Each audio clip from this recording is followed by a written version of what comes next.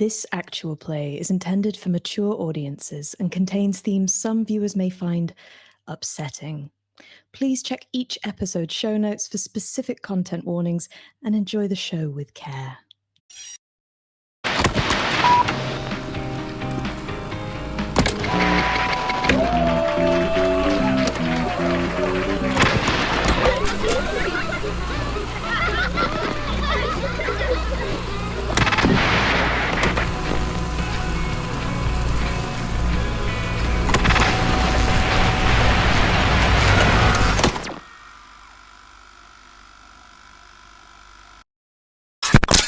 We are back with public access and the master bedroom. JJ, we had described last time how you were walking into the master bedroom at 18 Escondido Street and you saw your mother sitting on the corner of the bed facing away from you, bemoaning her current troubles, the troubles with your family. And you were like a child the way you were interacting with her, and you gave her a jar of quarters and nickels and dimes to help with their money troubles. And she had taken it and put it in her lap. And you're still seeing the scene from that lowered point of view of a young child, looking up at your mother, though you still haven't seen her face, when the door slams behind you. And I think at this point, there's enough light coming in from outside, street light, and I think there's still like the light from your camera in there as well. Perhaps you've set it down, and so we just kind of see, kind of a gash of light across the room, right? You can see now that this master bedroom is, it's very much frozen in time from when the Mendozas were here last, right? Very, like, the decor is like teal and mauve with seaside motifs.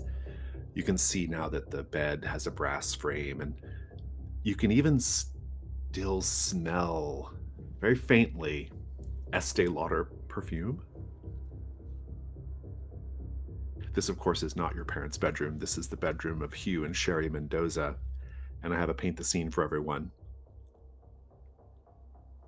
What here makes you think Hugh and Sherry were focused more on their children than themselves? The Estee Lauder perfume is specifically Anais Anais, or Anais Anais, depending on how you pronounce it, which is this floral, just intoxication. It is so overwhelming. And it is sexless as a perfume. It is the death of, like, in my humble opinion, it is designed purely to emit mother. It is designed purely to emit this idea of femininity that is so poisonous, and it is designed purely for, like, family. It is not something that is attractive or sensual or sexy. It is mother. Matt, I reckon you can forget Estee Lauder ever being a sponsor on the channel. How quick Jess jumped in with that. That's been on your mind for some time, Jess. I think that we can see trailing across the floor scraps of wrapping paper, Christmas wrapping paper, birthday wrapping paper, ribbons and bows, and it leads to like a closet cupboard where most families would have clothes, but it's been completely emptied out, and it has been kind of stuffed with birthday presents and Christmas presents that the Mendozas are just so keen to get right and never forget them, and always, it doesn't matter if their paychecks aren't going to stretch to it for Christmas. They've got everything ready for like Christmas this year, next year, and beyond. There's a playmat in one corner of the room where this room should be dedicated to the parents' privacy, and the playmat could go anywhere. It's here. There's edges of dust around it that are longer than they've been missing. JJ, it's not immediately clear who shut the door. Maybe they're not actually in the room. But it definitely happened. Your mother on the bed doesn't seem to react. What do you do?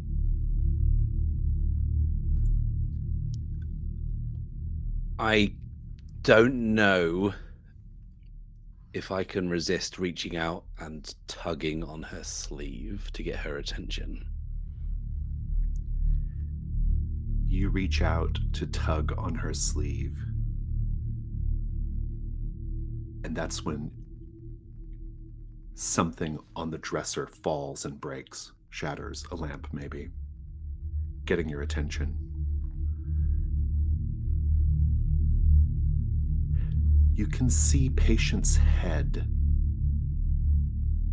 standing there in the room now.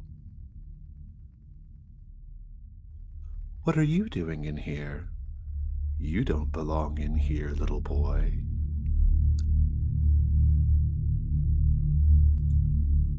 This is my mum and dad's room. You don't belong in here. She reeks of that perfume, for one thing, and she has her makeup on quite thick this evening. And her hair is particularly helmet-like, shell-like, you might say. And she smiles. And as she smiles, the corners of her mouth don't stop where they ought. They just keep going as she smiles and smiles until her smile quite literally reaches her ears. And then she turns and skitters up the wall onto the ceiling. Very insectile. Clack, clack, clack, clack, clack, clack, clack.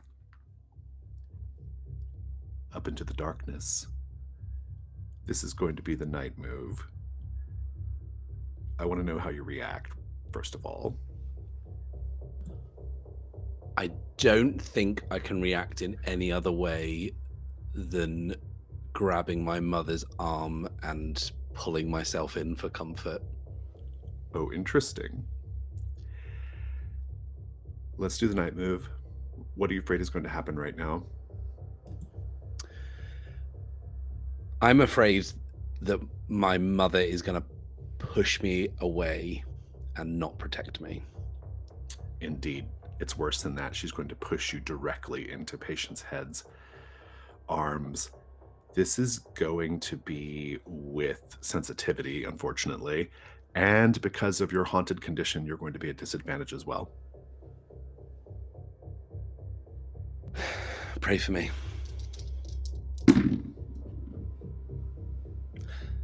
4. You instinctively run to your mother, and she takes you in her embrace. What immediate sort of like memory of her floods into you as she embraces you? Her smell. She's always smelled of clove cigarettes, bourbon, and nightclubs. And that is immediately that olfactory memory that just kind of like overwhelms my senses. I kind of burrow into her clothes. There. Everything's going to be okay. Her hair is hanging over her face as she clutches you to her breast. You don't have anything to be scared of anymore. It's all going to be over soon. And she stands up, and you feel yourself being lifted as she stands off the bed, but then you just keep getting lifted as she raises you up toward the ceiling, and materializing out of the darkness is that wide, toothy grin and a hand absolutely covered in chunky jewelry reaches down and sinks into you and pulls you up into the shadows.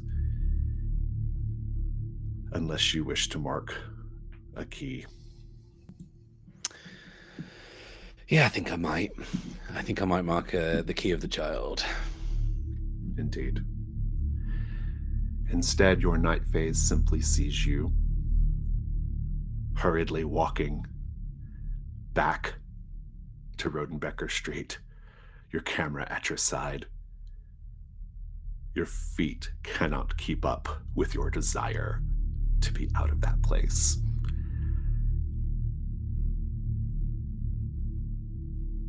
The key of the child. Leon? A flashback to the moment when you realized your parents were imperfect. Leon is sitting in Richie's house. Richie doesn't hate him, and they have a science project together, so he invited him over to work on the poster. And Leon is cutting up a picture of different types of igneous rock. But he's looking at Richie's mother as she's bustling around in the kitchen, making dinner, watching as his dad comes in and whispers something to her. And she takes a towel that's in her hands and she thwacks him on the chest, and they laugh, and it reminds him of the sitcom that he was watching the night before. And he didn't think people did that in real life. The TV show, there's a laugh track behind, and he's sitting and it's dark. And Charlie, this Great Dane, has his head in his lap and is just harumphing. It's 10:45, and he should have been asleep a long time ago, but no one's here. And he hears the front door open, and he doesn't move. And he hears the steps come into the living room, and it's his dad. He smells the menthols before he comes in. He came back from his business trip early, and Leon knows that's going to be a problem. Because he asks him, "What are you doing up?" And Leon doesn't say anything and just shrugs. And he asks, "Where's your mother?" And Leon hesitates and then shrugs again, because he knows it's coming, as his dad throws his briefcase against the wall and says, "For fuck's sake, Patricia!" and goes back down the hallway. It's a storm, and Charlie's awake looking at him, and he feels a nudge at his side, and Richie's looking at him like he's weird, and he's starting to think that he was looking at Richie's mom for too long. He always looks at people too long. JJ? A flashback to the moment when you realized childhood wasn't forever. We've just seen a version of this scene. Joey, as he was then, outside his parents' bedroom. The arguing had stopped a while ago. His father's car long screeched off the driveway. But he heard every word. He heard every twisted jibe they threw at each other. These two heavyweight sluggers of cruelty to one another, continually arguing about money, about trust, about betrayal. And Joey had decided it's time to do something. So many of the things his mum says to his dad about not providing for everyone and not being responsible, maybe Joey can do something. And he stands there with his gumball glass jar full of quarters, dimes, and nickels, musters up the courage to go in and hand it over. It's money he's earned mowing lawns, walking dogs, washing the car. And as he gives it to his mom, he leaves it on the bed and she picks it up and puts it in her lap. He just wants her to smile and say, "It will be okay," to laugh this off.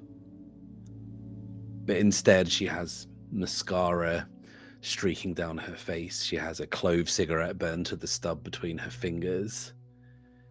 She looks at him and says, "This won't get us much, but it's something," and starts counting them out on the side, counting all the coins. And then she says, "Do you have school to go to?"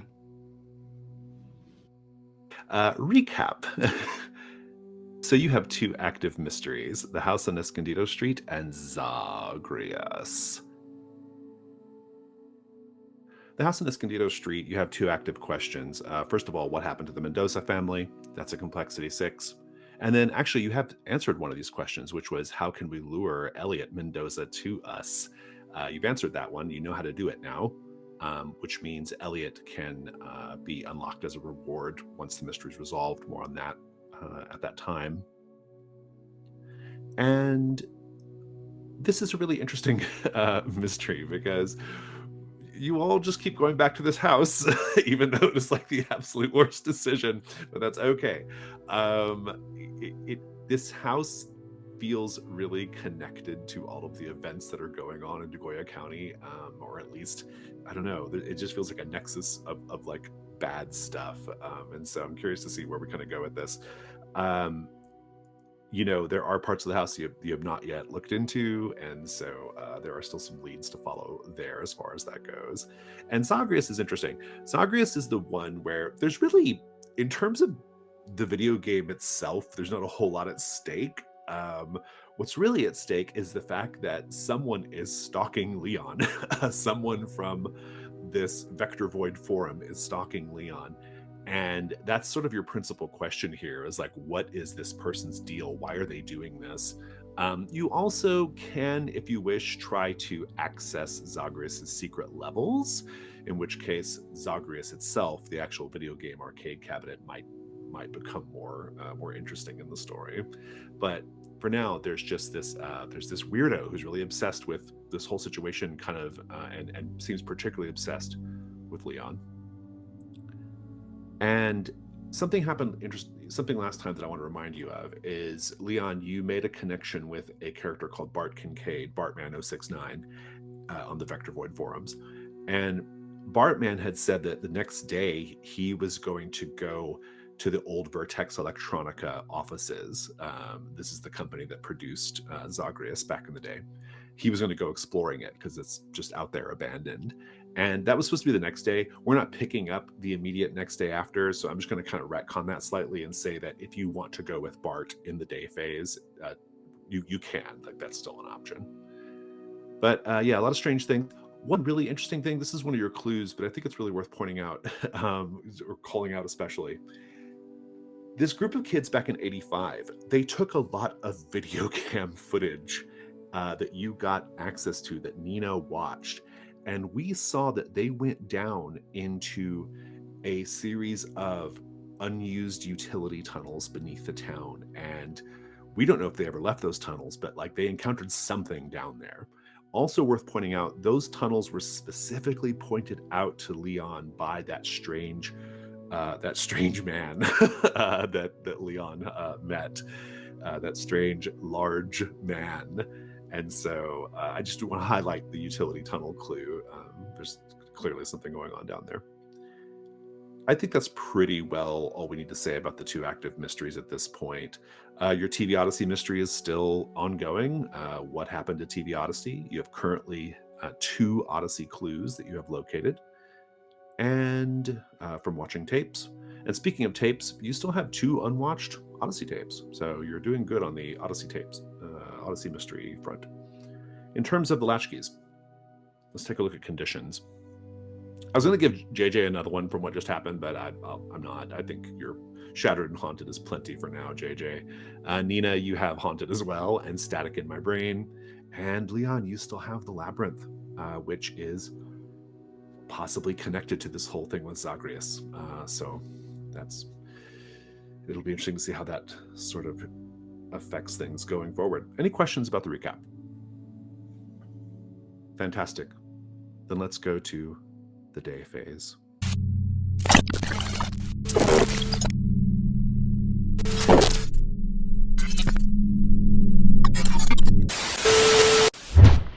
This is not the immediate day following the events of the last night phase. It's, again, maybe another day or two, let's say 2 days later. And you have a new mystery that's presented itself. That mystery is Slumber Party Summoning Circle. I'm going to pose this question to Nina. Nina, you have a childhood friend who still lives in Deep Lake. Her name is Samantha Harrington. Back then, Samantha was a real hellraiser. Please describe a time when Samantha got the 2 of you in deep trouble. So Samantha was this incredibly edgy kid, a little dangerous, a little unpredictable.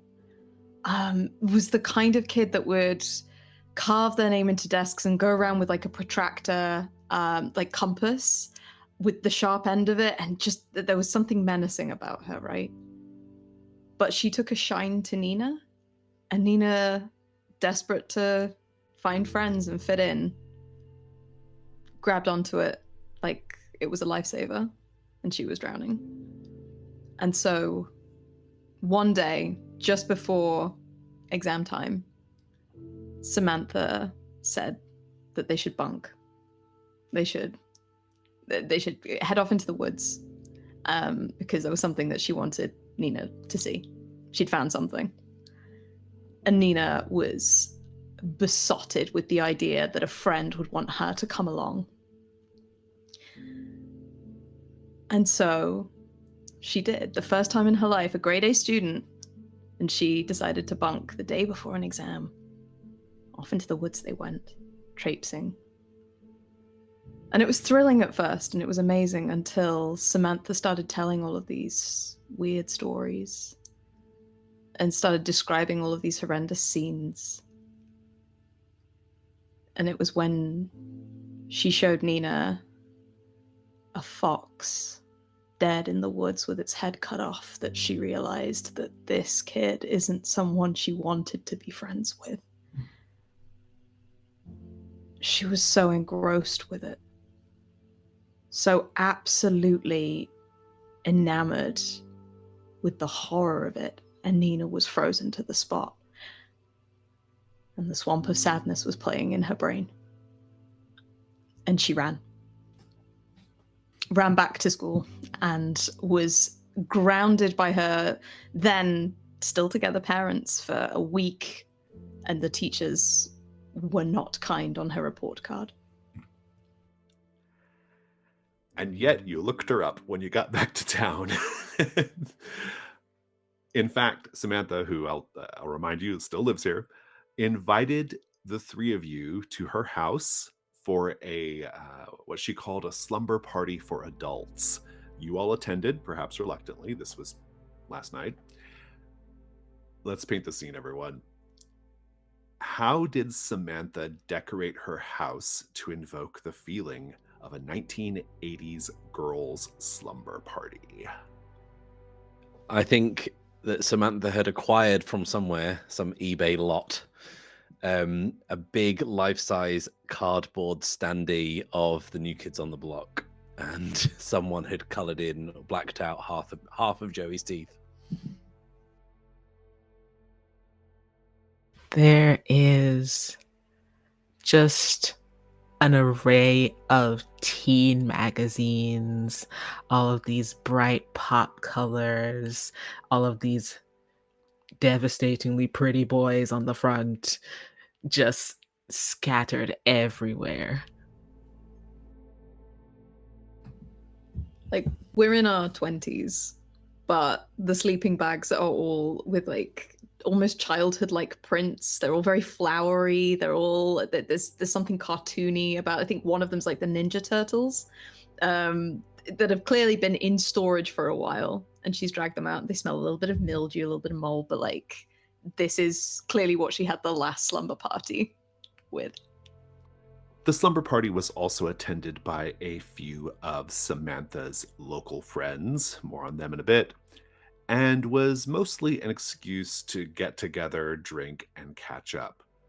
Samantha did, however, plan a few classic slumber party activities and treats: prank phone calls, a game of girl talk, and even gift bags stuffed with Lisa Frank stickers and friendship bracelets. Near the end of the night, Samantha produced something extra special from her closet: a copy of The Crying Circle, a little-known board game from the 1980s that was originally marketed as a competitor to Hasbro's Ouija board. The Crying Circle is actually a kit for performing a summoning ritual. It includes a game board that unfolds into an altar, a plastic athame, a cassette tape with discordant music and chanting on it, battery-operated candles, and the so-called Tome of Sadness, a booklet with sad stories and question prompts that are posed to participants as they play the game.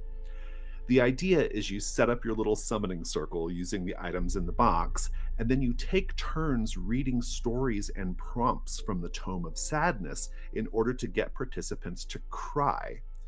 If everyone sheds at least one tear, La Llorona, a figure from Mexican folklore, will appear and grant the group a single wish. Samantha set up the game and then read aloud the opening invocation. La Llorona, gather our tears. We shed them for you, O Mother of Sadness. Show us you are near. Then everyone took turns reading from the Tome of Sadness. You each get to answer this one. Which question or story from the Tome of Sadness finally made you cry, if even just a little bit, and why? I think there's a really heavy-handed fairy tale in there from somewhere, some culture's folklore, and it describes a beautiful woman with a gorgeous singing voice and a witch that steals it, and that sets JJ the fuck off after last night.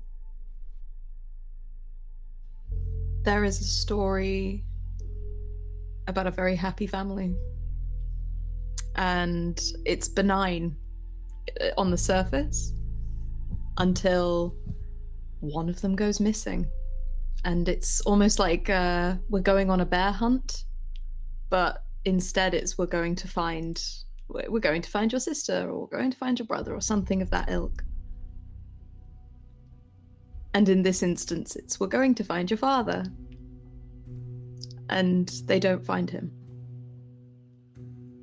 And after Nina's experience at Escondido Street, that's what breaks her. There's a story of a young girl who is not lost, but trying to find her pet. And she's looking high and low, carrying the collar of this pet up and down, going from door to door, and then into the woods. And when she finds the pet, it's not what she expected. And she finds the pet. He's changed.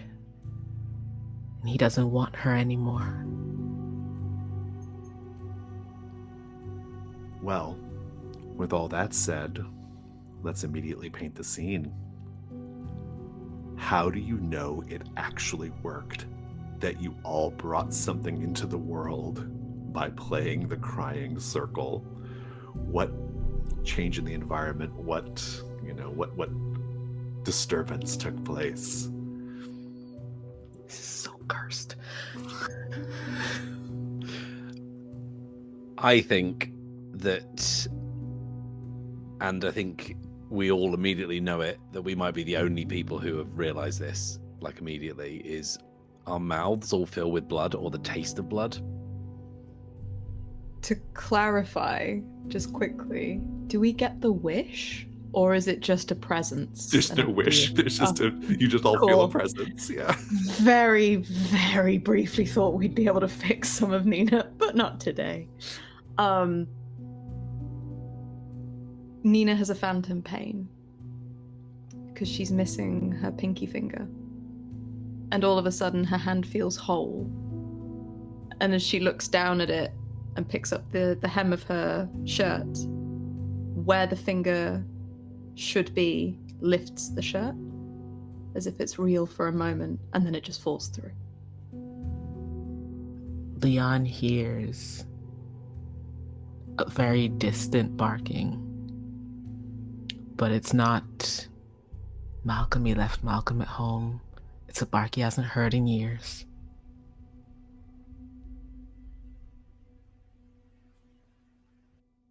One of the party attendees, Linnea Rodenbecker, went catatonic.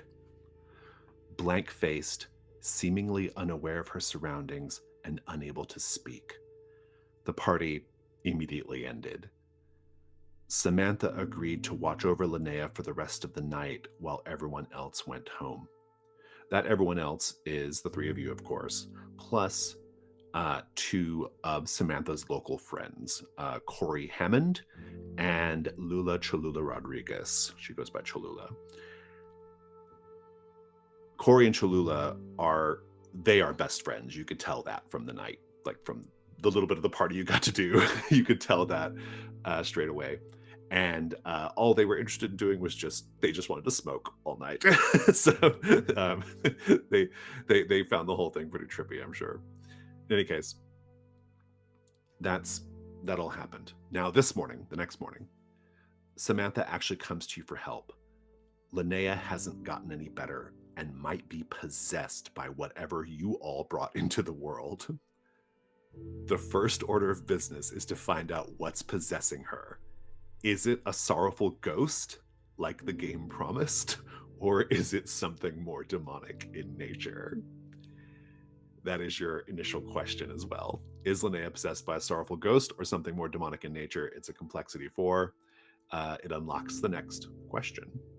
You also have another aspect of the keys here called the Key of Sadness available to you. And this is sort of where we find ourselves. It's the next morning. Leon, Bart Kincaid has been blowing up your text messages about going to Vertex Electronica, if you're still interested in doing that.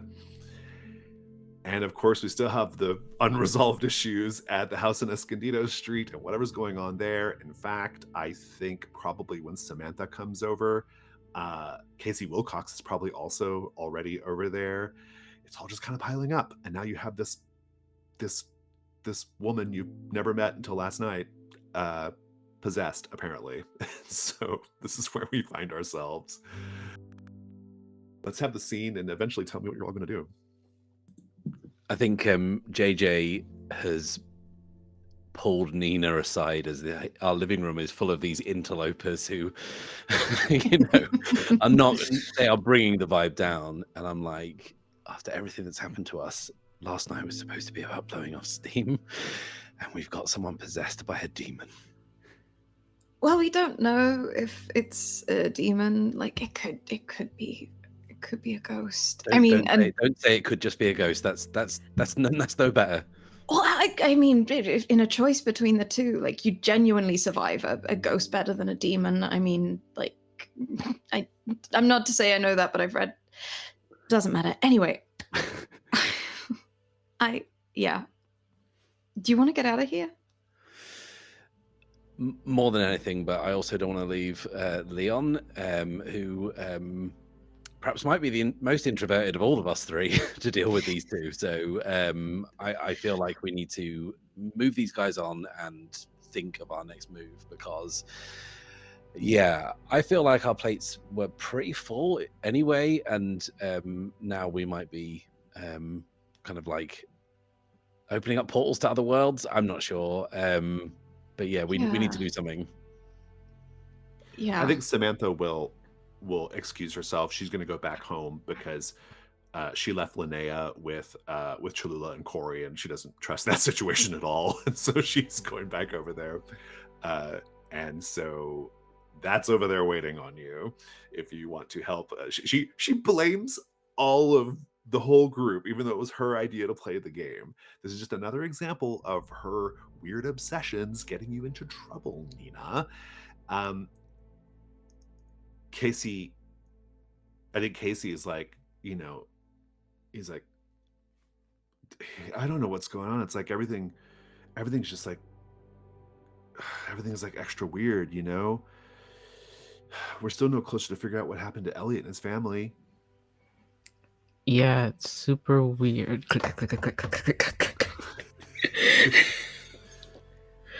I'm looking up Bartman 069's post history. Sure. That's what Leon is doing right now to make sure that is a real thing that he said to me. I'm not going into this situation without. I love it.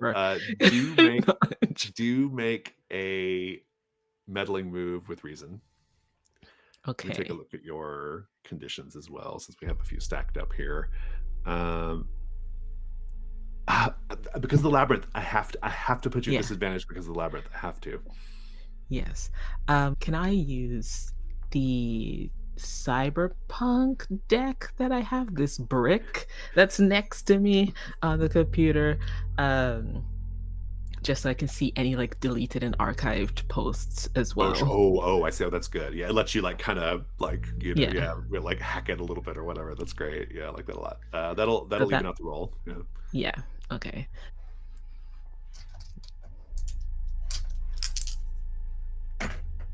Oh my god, that's terrible. This is a 4. I'm gonna tell you this. Attafoy 85 and Bartman 069 never post at the same time, like right after each other in one thread. It's like Batman and Bruce Wayne. Never in the room at the same time. Never in the room at the same time. Never they're never in the forum at the same time. And now that doesn't necessarily prove anything, of course, but I do want to know how that makes you feel. Leon already had an uneasy feeling about Bartman just because he came up to speak to him out of everybody there. But he had no reason to fully suspect anything, and then seeing that, it makes the hackles, it makes the hair on the back of his neck raise a little bit. Take unnerved as a condition. Unnerved. All right. Nina, JJ, what are you doing? I think even though JJ's like, oh, we can't leave Leon, Nina's just going to pull JJ aside briefly, like down one of the halls of Rodenbecker, and is just going to look at him dead in the eyes. It could be a ghost. I saw a ghost. You saw a ghost? I saw a ghost. I saw my dad. Leon already knows, but like, I saw a ghost. I saw a ghost at Escondido Street. Well, I heard a ghost at Escondido Street. Who did you hear? My mum. My dad as well a bit, but I also... I got all turned around the other night and kind of got all fucked up, and I'm pretty sure I saw her too.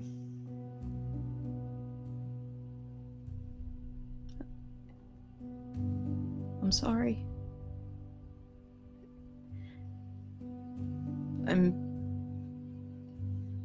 I know how much it sucks.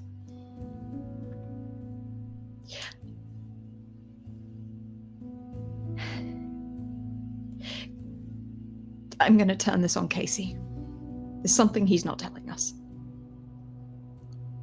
I think you're right, but I also think he's a bigger part of this, and I don't know if it's. I think his motives are true, and don't ask me how I know that, but I don't think he wishes us any harm. But I think you're right. I think he knows more than he's letting on. Either that or the cop is full of shit, and They usually are. But let's see what he knows. And Nina, I think Nina's gotten quite close to JJ as she's been saying this. And as she has, she's been rubbing the nub of like where her pinky is sort of like under her chin. It's a sort of nervous habit she has. And she realizes how close she's gotten. She pulls away and like storms back into the living room and goes to find Casey. I think when you get back into the living room, you will find Casey and Corey and Cholula. Who knows when the other two got here? Maybe they came back home with you and they've never left. Who knows? They're all smoking in the living room and just like passing the joint around. And Nina takes the joint. Are you next in the puff pass? Cholula hands it to you. She's wearing a Samus Aran t-shirt, skinny jeans. She always smells strongly of weed, particularly right now. And she's like, "Oh, this situation is so fucked." Nina takes a drag, like a long, heavy drag, and holds it. And then turns and blows it into Casey's face. And it's a real drag. Casey, like, I think he kind of like senses this sort of like hostility or whatever that you're putting off right now, and he's like, so what happened? What happened to you guys last night? And I think Corey and Cholula will tell the story if you all don't about Linnea. And Casey thinks that's really funny because Linnea is like a legendary like goody in town, and also like daughter, a scion of the richest family in town. You live on a street named after her family, and so that's kind of like it's become just a little sewing circle of pot infused gossip right now, like kind of going around about what happened. And yeah, and then they just eventually like start sharing stories about the Rodenbeckers, and that gets a little weird. Apparently, according to the chatter, apparently the Rodenbecker family was the family that originally like settled this land back in the day, like in the early 1800s. It was Silas Rodenbecker and a very small but dedicated band of religious pilgrims. They kind of went on this like crusade to destroy the serpents of the desert and to make this place into a new Eden. And they actually killed and publicly displayed 666 snakes over the course of 7 years.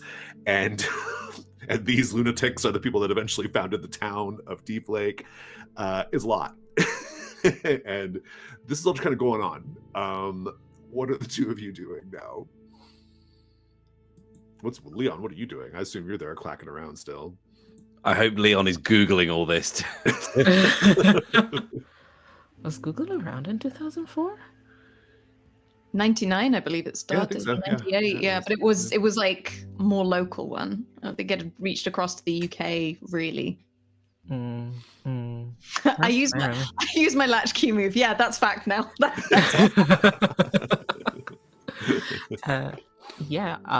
Leon will just open another window and be verifying this. It's like, where are these posts? What snakes? What the fuck? But Leon is getting prepared to head out.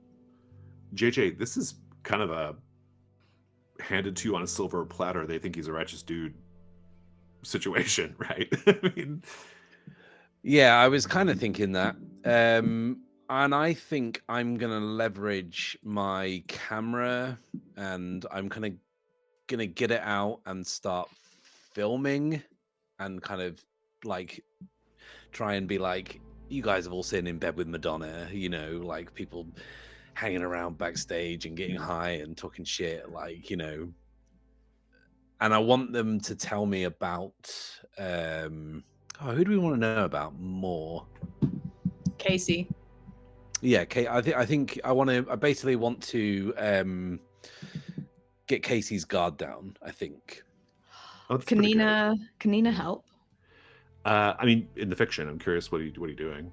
Nina pulls out the flashlight and just shines it really brightly down on Casey's face like an interrogation. Very good. As the camera's rolling, and so it's just like, I'm going for In Bed with Madonna. You're going for KGB interrogation, but that's fine. Let the genres mix. I'm going to read my latchkey move, as Jason alluded to it. It's called "They Think He's a Righteous Dude." Something about you causes the motorheads, dweebs, and wastoids of Deep Lake to trust you. What is it? It's the fact that I've got a camera and confidence. Once per session, when you do the meddling move in a place occupied by losers and social outcasts, you find an additional clue, even on a miss. That just happens to be your living room right now. Fantastic. So you're going to get at least one clue out of this. Let's get some dice on the table. Let's take a look at your conditions. I like how you've described it. I think it's probably a presence roll. Were you trying to work in a corner of the house thing too? No, I think my camera is going to be much more important at some other point in the future. But you can I'm just kind of using it in the fiction. Nina's flashlight, yeah. If Nina wants to mark it, Nina will mark the flashlight. The way I'm framing this is that, like, you know, I'm from New York. To these kids, I may as well be fucking Lou Reed. Do you know what I mean? Like, in terms of the cool stakes. Yeah. So yeah, that's kind of what I'm going for. 10. Nice. I owe you 2 clues. I think I'm going to kind of fast forward with Leon. Leon, you sound like you were leaving. Are you going to meet up with Bartman 069? Or are you doing something else? I was going to meet up with Bartman 069. I will hang around a bit to see if anyone wants to come with me on that. Mostly because I'm suspicious now and I don't want to be in a place alone. Are you okay with the side character, or do you want Nina or JJ to go with you? If Nina / JJ / both want to come with me, that is all fine. Nina and JJ, I would like to know what this looks like. Like, how are you, like, what's the setup? Because you've got these like 3 potheads, you know, kind of there. They all seem to know each other. They're all townies, right? And like JJ, you're like doing your like man of film and TV thing or something. Like, what is going on here? How does the flashlight work into it? I really love, and I made a joke about it previously, about the perhaps what we'll call a clash of styles of interrogation here. That I'm kind of reclining on a nice kind of soft chair and asking kind of softball questions and trying to get them to like loosen up and reveal something about themselves, and then then Nina just comes straight in with the flashlight, and I think it confuses them, and I don't know whether we'll get better results or worse. I'm not entirely sure. Yeah, like Nina almost crawls along the back of the sofa like a spider, and then is just light straight into Casey's face and is just like, why did you lie about knowing Elliot? Why did you lie about knowing the Mendozas? You guys weren't in town at the same time. Why would you say that? It's such a weird thing to say. Why would you say that? God, my mouth's dry. It's like, is anyone hungry? He absolutely insists he's telling the truth on that. Like he grew up with, Elliot was his best friend. He's rattling off details that are familiar to you from the bits of the house that you've seen. Like he remembers like what the wallpaper looked like. He remembers, I mean, of course he could have just gone into the house and seen these things, but he, if not for the fact that Sheriff Hanscom told you this, you don't have any reason to think he's lying to you. He's clearly covering something up, though. All three of them are, you notice now. Some weird things going on. Here's your clue for Escondido Street. Casey Wilcox has a phone number written in Sharpie on the inside of his hand. And when he sees that you see that, he kind of like, you can note the phone number for our purposes. It's not, the number itself is not important. You can note the phone number, but he will like very like obviously turn his hand over on his knee so you can't read it, right? And so there's your clue. You can give it more context later, like when you get to answer a question, or if you want to call the number later, you can do that too. But in any case, you have this phone number. But that's not the only strange thing going on.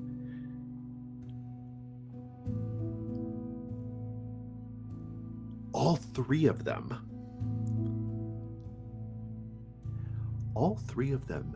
have burn marks on their arms. And these burn marks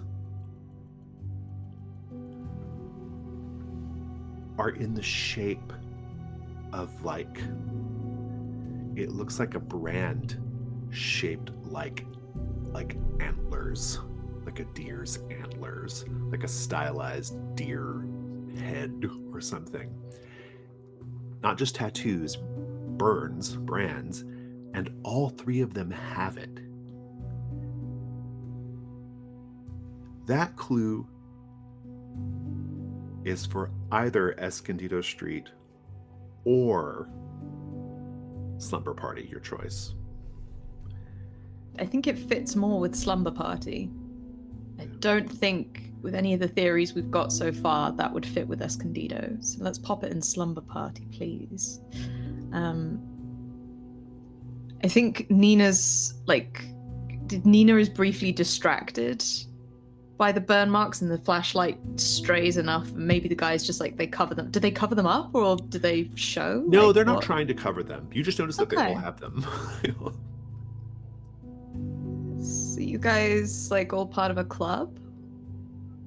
Corey is wearing a Slipknot t-shirt and has a wallet on a chain, obviously. Kind of a hangdog look. He says, "Oh, yeah, nah, it's just some stupid thing we did a couple years ago on a dare." And then they're all kind of like, they're sort of like chill, kind of vibe suddenly turns a little like kind of a little more like anxious. And Cholula's like, yeah, there was this guy we used to hang out with. We used to go drink and smoke out in the desert with. And we just got really kind of fucked up one night. And I don't know, sometimes you do stupid things. What was his name? And Cholula looks at Corey, and Corey looks at Casey. Casey looks back at them, and Corey's like, yeah, what was his name? He was a weird dude. I don't think we ever saw him again. And they're kind of being real cagey about this, right? Okay. Oh. Bartman is texting you again, Leon. He's on his way over.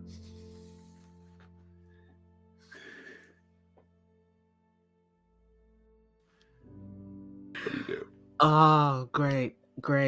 I love that for me. Leon had scooted Malcolm outside while everyone was smoking in the living room. And getting that text, it's like, All right. It's been a great time. Y'all gotta go. Y'all gotta leave. Get out. Corey and Cholula get up, and Corey's like, should we go check on Samantha and Linnea? And Cholula's like, Samantha, she's got it under control. And they kind of just like wander off. Casey's like, he kind of like walks up to you, Nina, and like kind of as an aside, and he's like, Nina, I'm serious. I don't know what you're talking about. I don't know who told you that I'm making this up, but I'm not. Like, Elliot was my best friend. Then why would Sheriff Hanscom say that you're lying? You pissed him off? I don't know why he would say something like that, but let's just say there's been a lot of tension between Sheriff Hanscom and I. Tension of several different varieties, if you know what I mean. Oh, I think I think it goes straight over Nina's head. I'm fucking the sheriff, or I was. You're fucking a cop! JJ, he's fucking the cop! And like just fits of laughter like overcome Nina as she just in a drug-addled state just like collapses back on the sofa and is giggling, kicking her legs in the air. Casey like angrily leaves. He's like, you guys suck. He like leaves. Thanks, Casey. Bye. Okay, get your shit together. Nina. Are you bringing Mal with you to the Vertex? Yes. I'm sorry, Leon. I'm sorry. I can't believe it. No. Oh my god. They were fucking the whole time. Oh. And that's so sad for him. Nina, I need... Now, lick Nina's face until she wakes up. JJ, are you with me? I didn't smoke anything. I'm straight as an arrow. It's fucking cheap over here. God. I'm giving Nina a high condition. Take that, please. JJ, you said you did not smoke. No, I did not. I watched this unfold with all my wits around me. Okay. Can I have, sorry, very briefly. So in the sort of move before, I was trying to trigger the nostalgia move with JJ as like a vulnerable move where we talked about like our past. So I cleared a condition to maybe make room for a condition. What was your takes you back? I was talking about our parents. And it was that sort of like, you've lost your parents, I've lost mine. That's what was taking us back. I'm into that. Do you feel like you cleared a condition? Maybe haunted. Because it is the ghost of my dad that I'm sort of trying to rid. I mean, I honestly kind of feel like just feel like smoking with the losers could have also probably just like help you feel better about this situation and you're no longer haunted. Okay, cool. I will let JJ decide whether whether you think you cleared a condition or not. Well, before we go to, because we're all three of us are going to this office. I'd like to just have a brief scene in like the car on the way over. That I think sure. I'd like to just kind of like lean into the nostalgic move there if possible. That's good. I think maybe we'll just be a continuation. I think of that whole of that. I think that's a really good idea. You'll be able to stumble onto a clue as well. I have to say, Samantha, as you're all getting ready to like, I assume you're all going in one car. As you're getting ready to like head out of town or just on the outskirts to go to this abandoned work site, this abandoned office. Nina, you get a text from Samantha. She's like, you've got to come over here quick. It's Linnea. Oh, this is why I shouldn't do drugs. Oh God. Okay. You guys go find Bartman. I'm gonna go deal with the ghosts. Sound Are like a plan? you sure? Yeah, this is this best I felt since we got to Deep Lake. So no power in the verse can stop me. At least let us drive you over there. Yeah, sure, that sounds great. You can certainly go drop. You're just gonna drop her off, or Yeah, I'd like to. If we drop her off, and I think I'd like, if it's okay with Leon to be driving, Mal in the passenger seat, and myself and Nina in the back. And I'm kind of looking at Nina, who I assume is manic pixie dream girling out of the window as the kind of morning air kind of brings her in some way to sobriety. And I slide something across the back seat to her, and it's a CD. And I think once I've got her attention, I say, so yeah, my mum was a lounge singer, and she had the most insane record collection. She had everything. Every morning she would wake up, she would put music on, and she would make me like little tapes of things that she thought I'd like, and I had to listen to them on the way to school. And I was like, Mum, I'm 8, I don't need to be listening to Carole King on the way to school. But she would continually try and give me my Laurel Canyon education. But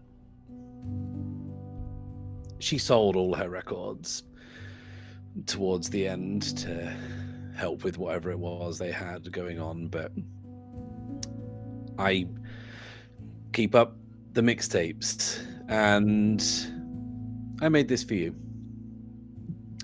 And I've made Nina a mix, which if Jess looks in her Discord, she will have very shortly, for real. And I would like to clear the condition haunted as well, I think for the same reasons that you're like, yeah. And I think I know what the clue is, if people are into it and like to hear my theory. I think that I didn't come away with from Escondido Street the other night with nothing. I came back with something that I found and didn't realize it at the time, stuffed in my pocket and forgot about because of the trauma of the whole jar full of nickels and dimes thing. I found a newspaper cutting that was in the bedside drawer of where I assume Hugh had slept. And it was old, it was folded, and it mentions of a fire happening on that same plot in the 1960s. But the article also mentions that same site was the site of some kind of like camp, like an outbreak of like yellow fever or something, like back in the 1800s. And essentially the clue is, and it's based off something that Debbie said to me, because she said something that along the lines of, it's not just the house, it wasn't just the family, there was that, it was always weird, that place, that bad stuff has happened previously on that plot before. That's my clue. If anyone wants to add to that or tweak it anyway. I think that sounds perfect. I love it. Yeah. You're in the car as well, Leon, if you want to try to clear a condition here.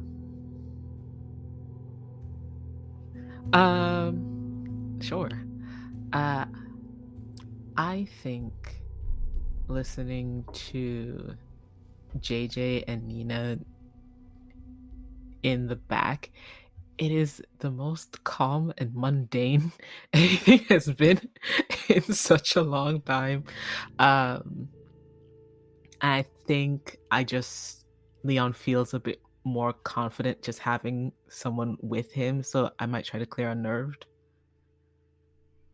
Fantastic. You arrive at Samantha's house, and you can actually see her. She's pacing on her porch back and forth, like something clearly happened. What do you all do? Nina's sort of like clutching the mixtape and is very sober, sort of very suddenly, and looks at the guys and is like, I can take care of this. You guys go meet Bartman. You sure? Without a shadow of a doubt.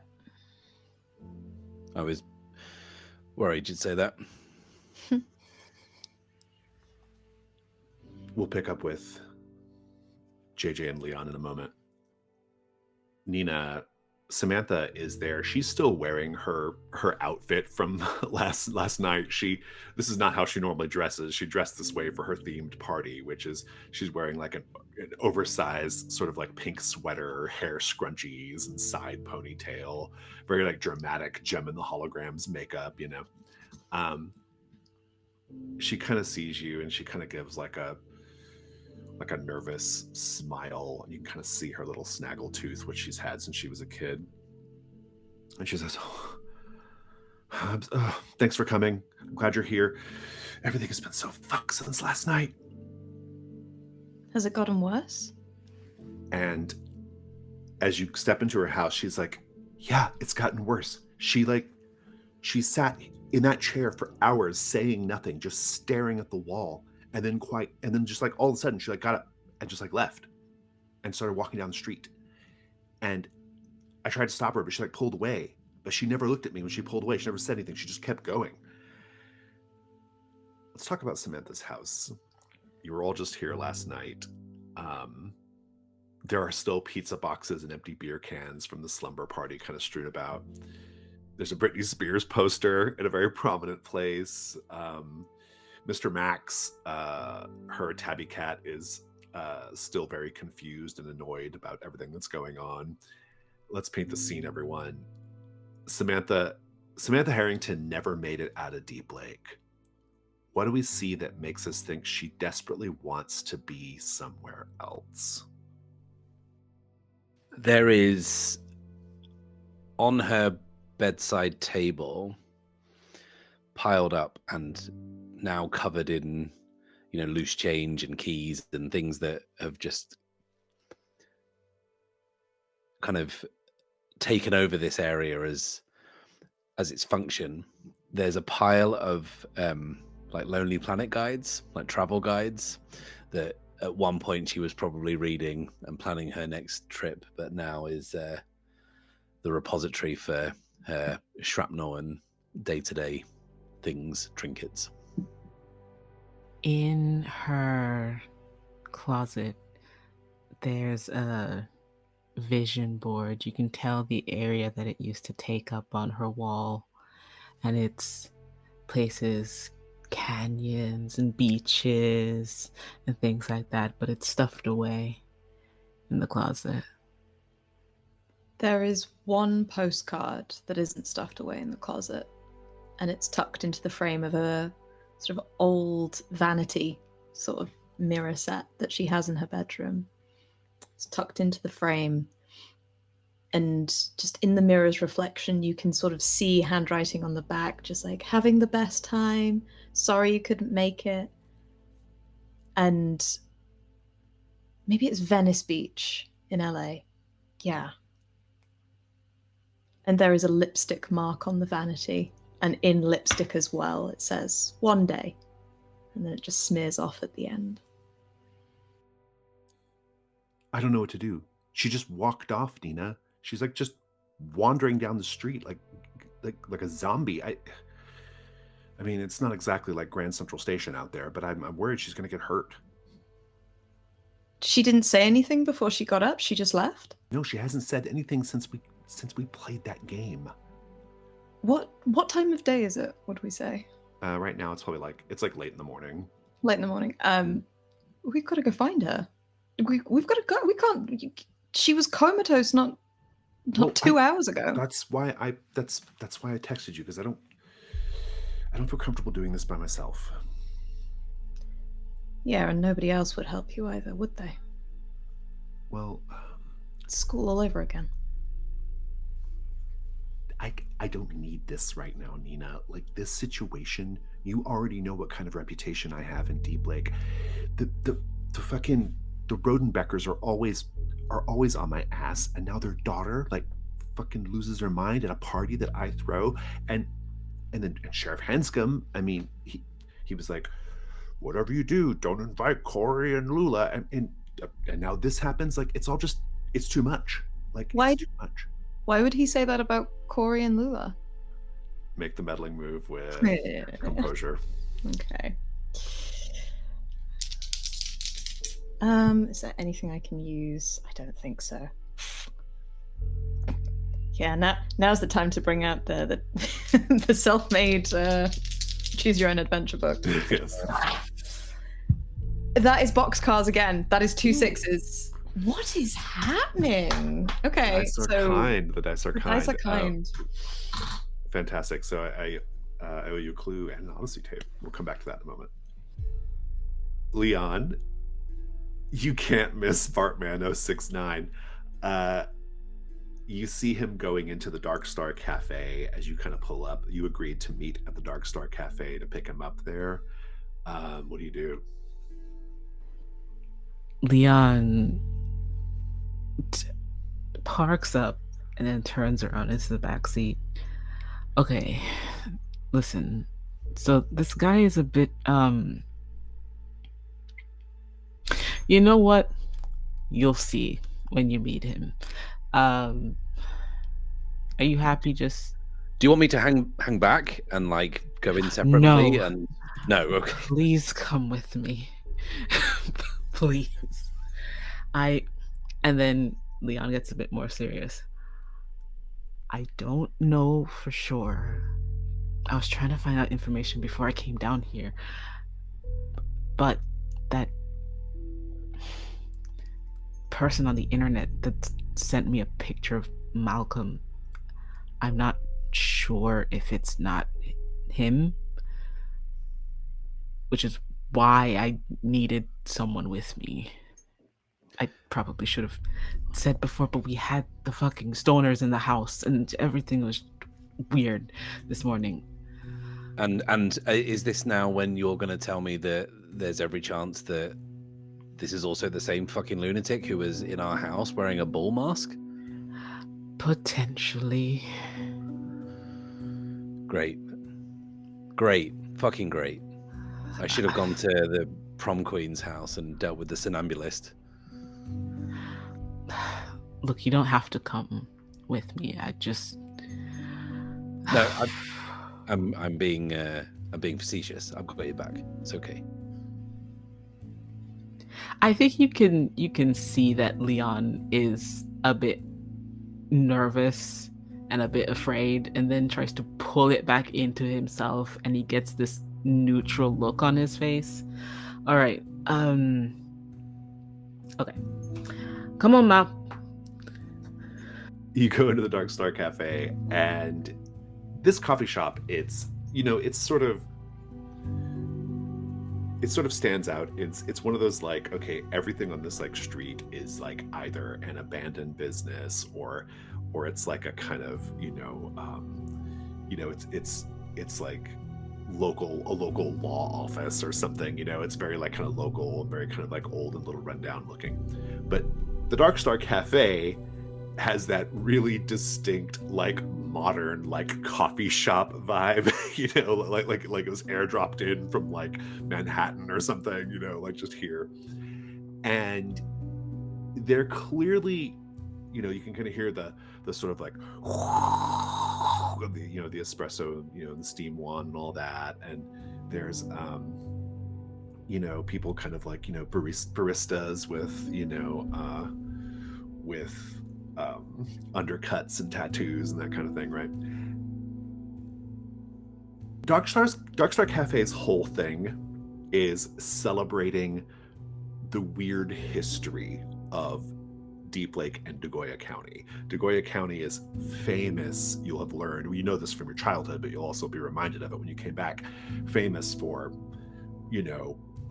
crop circles and UFO visitations and weird phenomenon.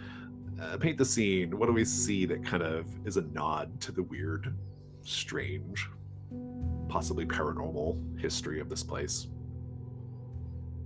The menu on the wall, the coffee menu, is it's all a cut up Ouija board.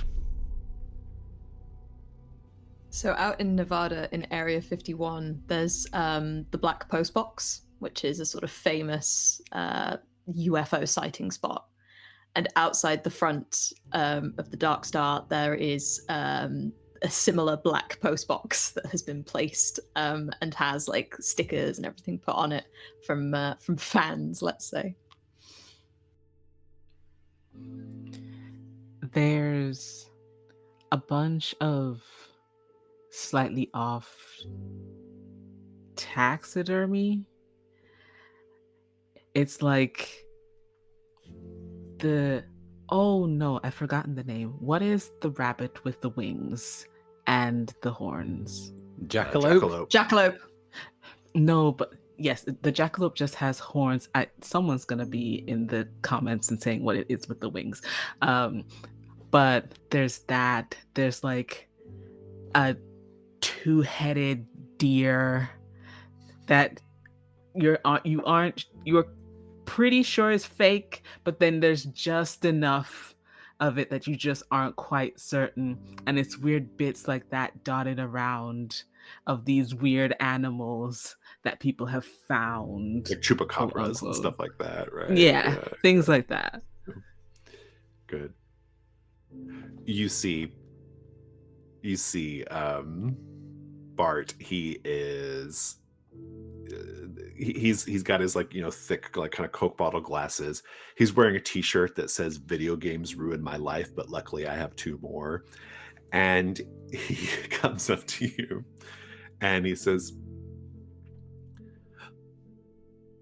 "Oh, good, you're here. We've already lost quite a lot of the morning, but so we should definitely get a move on." And then he looks up at you, JJ, and says, "Who's this?" This is our videographer for anything that we might find of interest, so we have documentation. He crosses his arms and says, "So tell me, friend, how much do you know about video games?" I've played Zagreus, and I beat it. "That's impossible. No one can beat Zagreus." Sounds like a skill issue to me. He gets a little like kind of red-faced, and he grabs his backpack, and he says, "Well, we should get going." Sure, lead the way. And we'll pick up with Vertex Electronica in a moment. So Nina, is the plan to just like kind of run down the street and try to catch up with Linnea? Pretty much. There's no... I don't have Linnea's number or anything like that in the old sort of Motorola flip phone, I'm guessing. Like we do. No. I mean, Really? Samantha will tell you she's tried to call her number already. Samantha has also tried to call her brother, her sister, like her family, like not her dad. You can tell there's like not a lot of love there between the two of them. She's not able to get a hold of anybody. She says she headed down this street. That means she's probably going back to the ranch, her family, that they live on that big ranch outside of town. But we don't know if she doesn't get home okay. Like, I can't... I don't want to leave her. She's just woken up from a comatose state. Come on, we can just a few more blocks, and she'll try and sort of like drag Samantha, as reluctantly as she might be, like just to look, and is just calling out Linnea's name the whole time. I think as you're kind of, trying to find her, a pickup truck will pull up, pull up and and stop like kind of in the middle of the road, like in the intersection. And a man wearing a kind of a brown like pearl snap Western shirt salt and pepper, hair and beard, gets out, and Samantha says, "Oh, for fuck's sake. That's Daryl Rodenbecker, her dad." He's like, "Where is my daughter, Samantha?" And he's like kind of stalking toward the two of you. Samantha's like, "Oh, can you handle this? Because I swear to God, I will punch his fucking lights out." Samantha, no, I don't know him. This isn't my fault. Where is my daughter? Who are you? Hi, I'm Becky. Fuck. I was at the slumber party with Samantha and Linnea, and Linnea, I think maybe she had too much to drink, she passed out, and then she maybe woke up, and we can't find her, so we're just out looking for her. And that's when you see Linnea come around the corner, walking down the street. And Daryl says, he kind of huffs and goes back to his truck, and he's gonna go try to drive up and get Linnea in the truck. Samantha's like, in her state, we cannot let him drive away with her. He is a gigantic prick, and he is not gonna respond well to whatever the hell's going on with her. We have to figure out what's going on with her first. I think the minute that Nina senses that Linnea's dad might not be good or nice or is a threat, her stance changes, and she suddenly is fully on board and runs up to Linnea to sort of get her out of sight of Daryl before he can clock her. Yeah. That's good. I like that. Oh, so he hasn't seen her yet. That's good. Yeah. This will be the day move. What do you afraid is going to happen if you fail? I'm afraid we're going to see why Samantha thinks that Daryl is not a good man, and I think we're going to see it in real time. Roll with, I think it's probably vitality to get to her quick enough. Okay. 4. I still owe you a clue from the last roll, and I haven't forgotten about that. I think it's all kind of wrapped up in this whole situation, whatever it is, right? You just don't make it in time. As soon as you go past him, he sees what you're doing, and he's like, "Linne!" And he gets in the truck, and because he's in the truck, he outpaces you, right? And catches up to her more quickly. And she's just kind of just ambling along, and he opens up the passenger side, and he's like, "I don't know what's going on with you, but get in the goddamn truck." And she's just standing there because she's in her sort of weird catatonic state, and he's just like, "Ugh."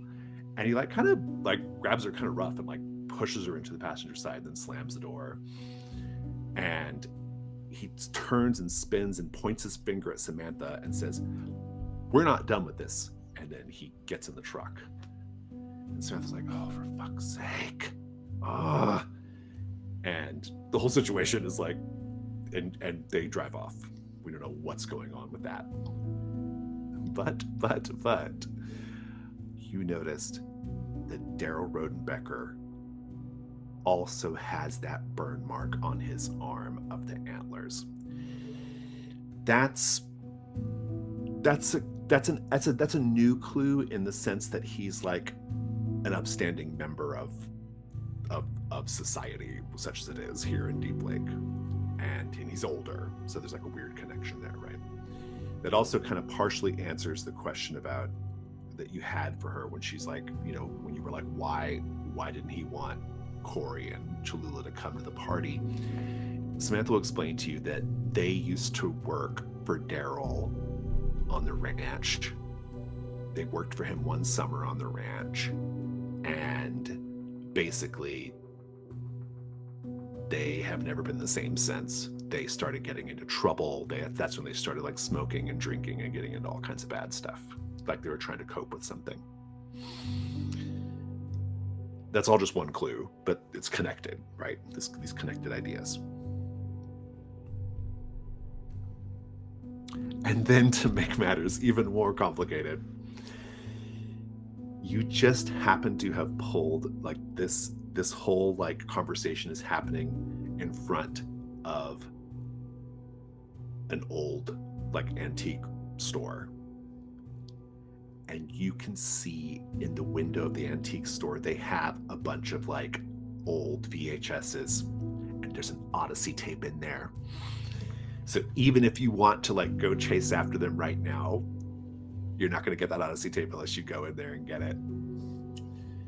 Oh, she's like that truck had stopped at the intersection, and now she's like where the truck is, and she's like could go after the truck, could go after Samantha, could go into the store, and turns into the store. Smith's like, "What are you doing?" I'll just be a sec. I'll meet you back at your house. We have to get to Rodenbecker Ranch. Samantha, for fuck's sake, just give me a minute. We don't know what that lunatic is going to do, and you're going shopping. Oh my god, you are a fine example to be talking about lunatics. Just leave me alone for 5 minutes. She's going to walk into the store. Indeed. You can eventually get your hands on the tape. It is called Ghost Gals 03 Black Rock Pure White Labyrinth. Vertex Electronica. It's just like a kind of abandoned like office park, essentially, kind of just on the outskirts of town. You kind of, you're on the highway kind of going out of town, and there's just like a sort of like gated, drive kind of path, gravel path off of it. Getting over the gate's no trouble.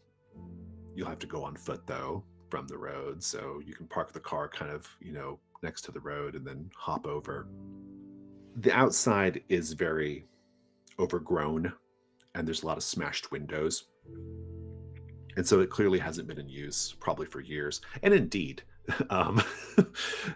Bart will be giving you the extensive history of Vertex Electronica as you kind of trudge through the gravel and the dirt and the overgrown, weeds. And, he'll kind of go on about like, it's really unfortunate that they shut down when they did. I mean, they were at their very height of their creative powers. I mean, some of the greatest games of all time came out of Vertex Electronica. I mean, there was Snackman, Mrs. Snackman 1 year later, Mouse Puncher 2, The Return of King Rat. I mean, it was we will never have another time like that. And then he says, Leon, do you play fighting games? On occasion. So then you, of course, will know about the greatest fighting game series of all time, Warriors of History. Of course, I'm a bigger fan of Warriors of History 2, Warriors of the Future. That's neither here nor there. Yeah, Warriors of History was in my rotation for a little bit. Yep. That's Vertex Electronica. He's getting more and more excited as you make your way closer and closer to this abandoned office building. He drove all the way from Billings, Montana to go urban spelunking here. What are you doing in the meantime? JJ, I assume you're not deeply engaged with Bart in conversation here. What are you up to? My principal goal here is because we've got this suggestion that this one person could be 3 people who are all mean bad news, that I'm basically trying to be vigilant and make sure he's not going to make any fast moves. And I'm doing so by the virtue that I'm pretending to film a lot of this and framing up like exterior shots of, them entering the building and stuff like that. Oh, that's good. That's good enough for a meddling move with reason, I would say. 8. 8. Let me take Yeah, we'll come back to this. Let's talk about going inside the building. The offices, it's very like the carpet is like just this sort of kind of mildew stained gray mass, dusted with asbestos probably. There's black mold growing in the corners. There's a mess of like leftover materials, like, you know, desks with broken computers, piles of graph paper, scattered notes. Let's paint the scene, everyone. As the four of them are kind of looking around, the office looks like it was never cleaned out. What do we see that suggests the place was abandoned in a hurry? On the front desk, there are a stack of old letters and packages. The last one is dated October 19th, 1987.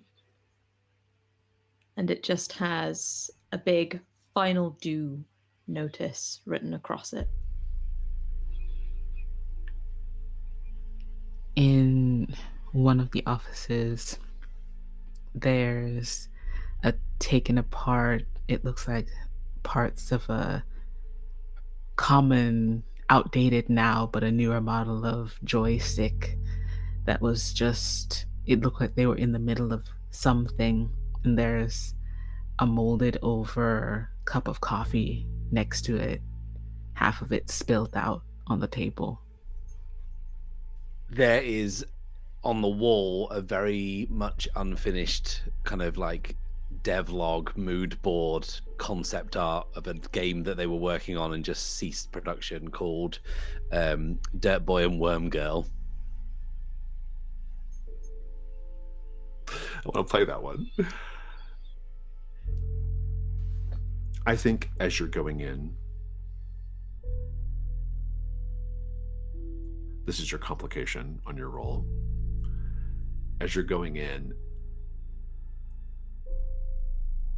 Bart says,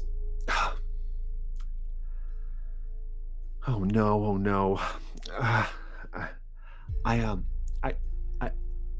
think I dropped my inhaler back there.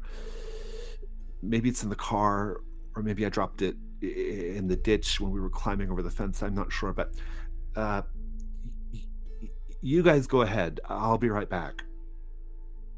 And he like leaves the office building to go back outside to find his inhaler. I do owe you a clue. The clue is, let's see here. Oh. So you were kind of doing exterior shots, and this is like, and you were kind of like, you know, filming as you were kind of going in, and this is where your roll got triggered. I will say that something you'll notice as you are, as you're kind of going in, it's really small, but it's distinct and out of place on one of the walls.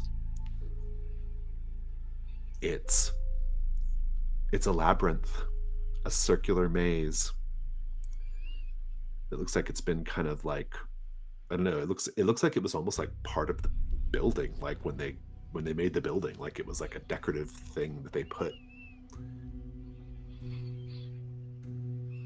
And you'll very quickly realize once you get in closer that this like sort of stylized maze was Vertex's logo, in fact. And that's your clue. What are the two of you doing right now? What's Mal doing too? I think Leon is unwittingly, and I think JJ, you see it, has his finger and is idly tracing through the lines of the Vertex logo, circling in further and further. It looks like he's not fully focused on what he's doing. I think JJ's like, hey, in the room. Oh, fuck. What? Do you? I mean, I think I already partially know the answer to this, but like, do we trust this guy? Am I gonna have to be the muscle in this situation and turn over a blubbery nerd who's got asthma and possibly lose that fight? Is that the situation we're in right now? I don't know. I don't think he can do anything significant to either of us. Like, I'm gonna be real.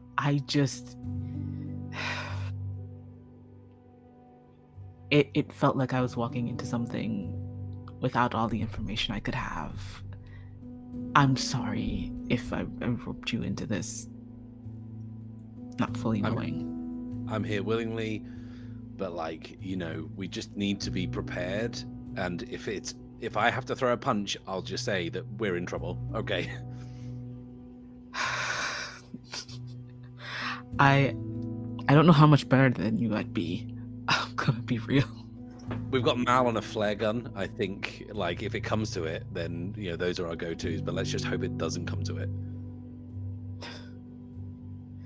This place, I'm in my own head about this. Like, there's nothing to suggest that we're in any danger, but like, I'm just so spun out by everything that's happened that like, I just can't trust anything that I'm seeing right now.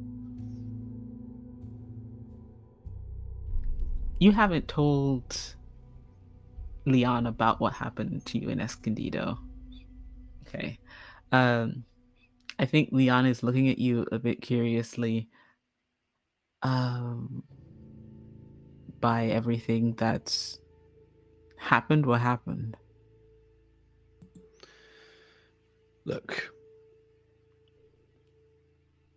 I know Nina told you, but like, she saw her dad, right, in Escondido Street. Well, like, I heard. Yeah, I and don't saw know what my that's mum. about.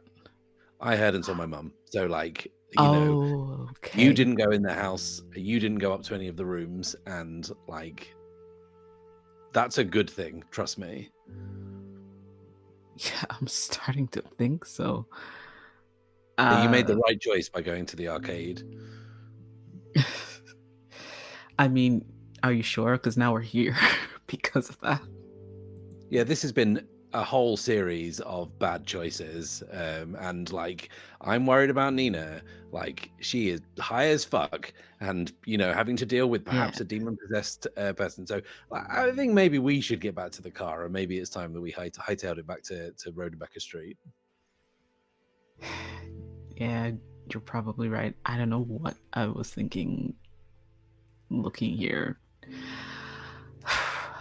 You will notice as you're having this conversation, there's obviously no power in the building, but one of our recurring motifs in this campaign is that sometimes there is power where there should not be any.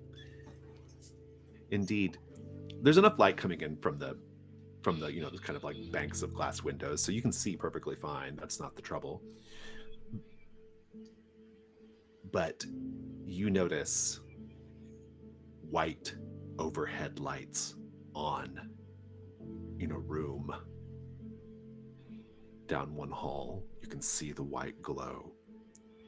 And indeed, you hear music coming out of that room. It's like, it's something old. Like, I guess the best way I could describe it, well, actually, JJ, you will have seen Ghost World by this point, and it sounds like the sort of like old blues music that Steve Buscemi's character was really into in Ghost World, right? You kind of hear that coming out of whatever this room is down this hall. Mal immediately trots down the hall toward that room. Jason, I need you to leave my dog alone. Like, almost like he expects, like he knows what he's going to find over there. He just trots down there. And you even watch him go inside.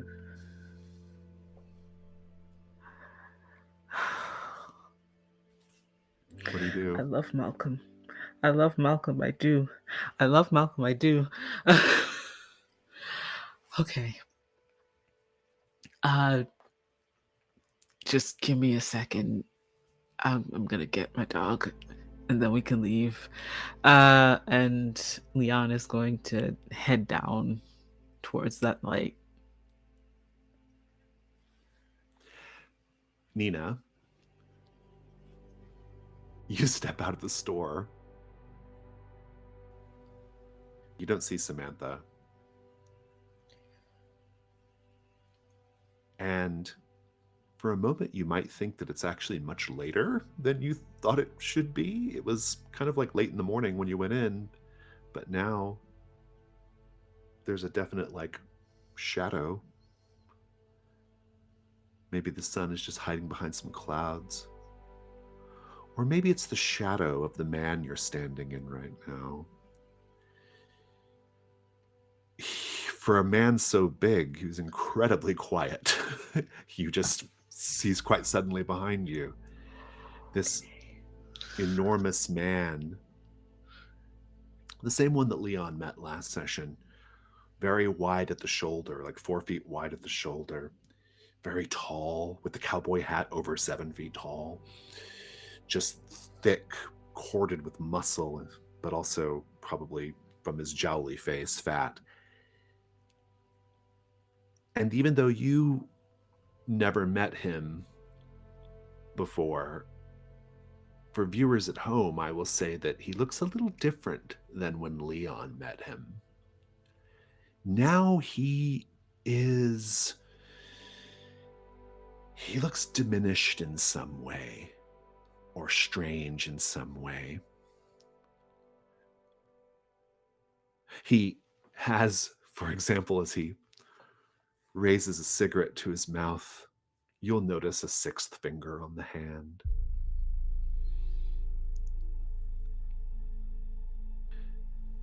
His eyes seem like a strange amber, almost yellow color. They almost match his suit. And his skin is very puffy and sagging in a upsetting way. You can actually see the skin sagging below his eye so much that a little bit of bone can be seen down in the socket. And he looks at you with the tape in your hand that you've just acquired. And he says,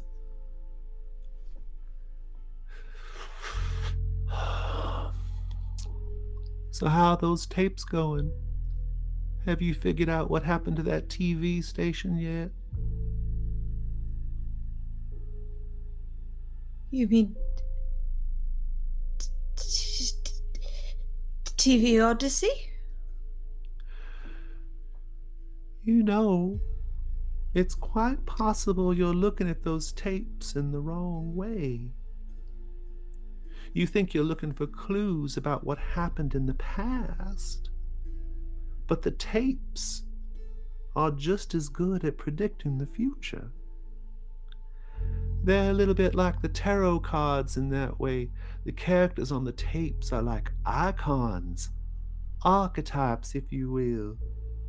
Except if the tarot tells the story of humanity's journey to enlightenment, the tapes tell the story of humanity's inevitable regression.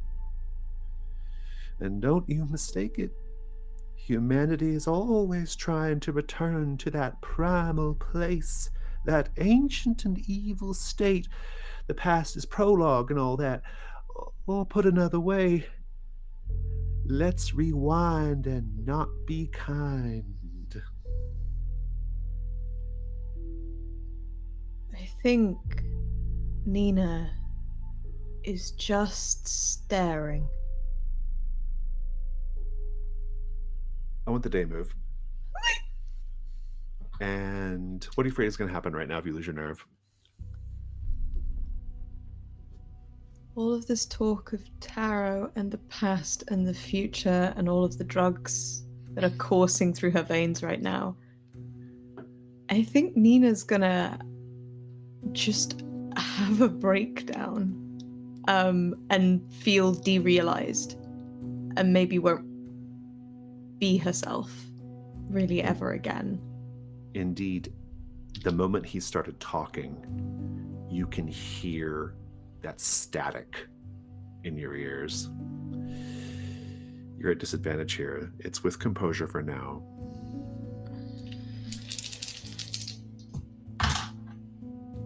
It's a 5, a 5, and a 4.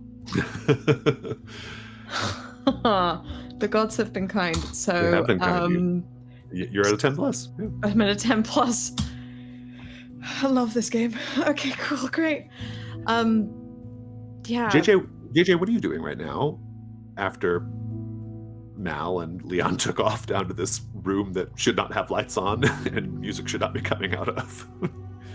JJ has seen enough horror movies to realize that this is a very poor idea that Leon is pursuing.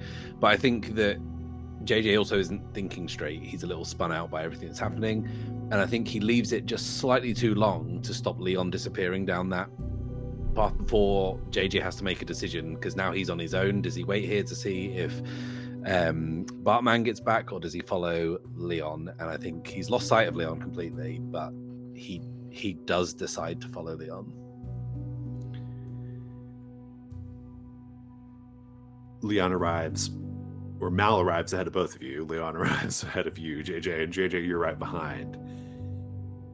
It's the break room, seemingly. The Vertex Electronica break room. There's a round Formica top table with steel tube chairs. There's a vending machine with snacks you've never heard of, razzmatazz, Crispos, Chips Plus, Snickers bars, Twinks, powdered Dunettes.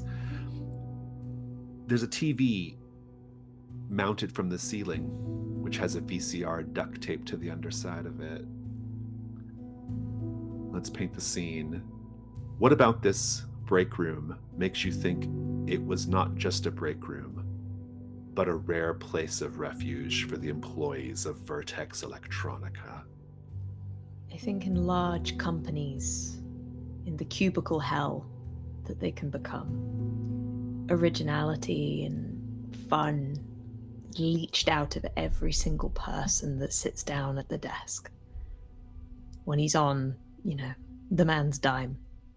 But in the break room, there is a napkin, and on it are doodles or the start of a game that could have been world-changing, that looks like it had the premise of something so fun every child would have wanted a copy. But instead it's just here with a coffee ring indented into it. I think there is a notice board, and it's got the usual kind of stuff there, kind of old advertisements for yard sales and barbecues and corporate days out and stuff that's kind of peeling away. But someone had drawn over one of them kind of a free-form doodle.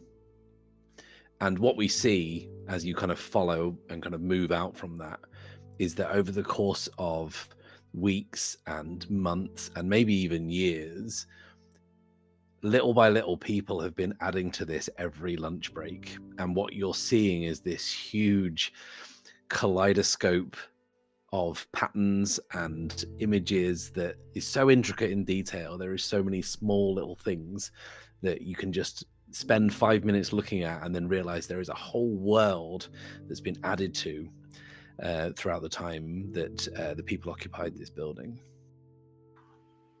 Hidden in one of the cupboards is what looks like a clear liquid, almost like water, but it's the secret stash that no one tells anyone about, but everyone knows where it is.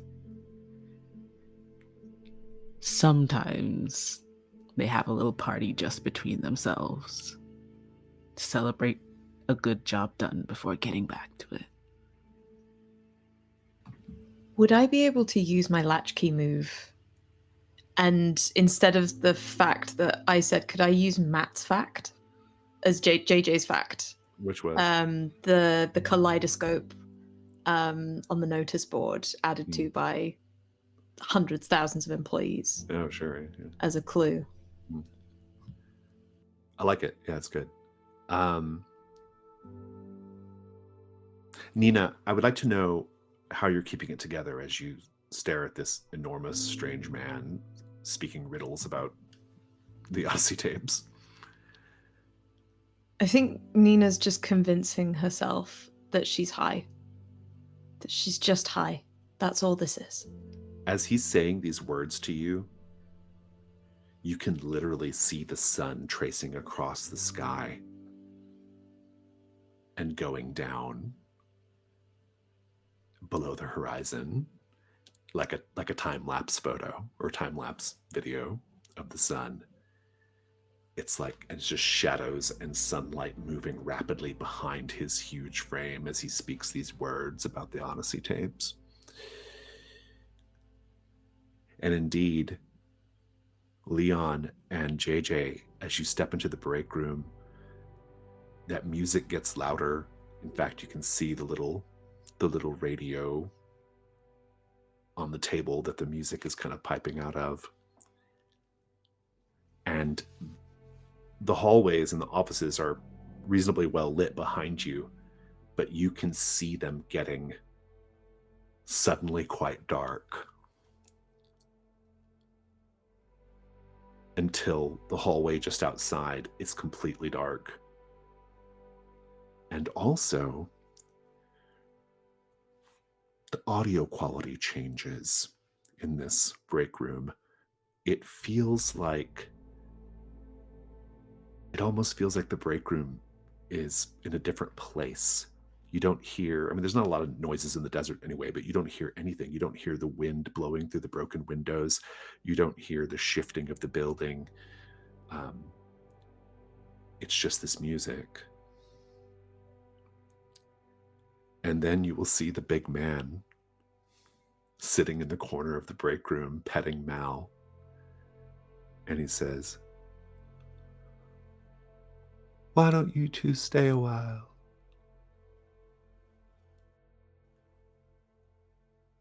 That takes us into the dusk phase.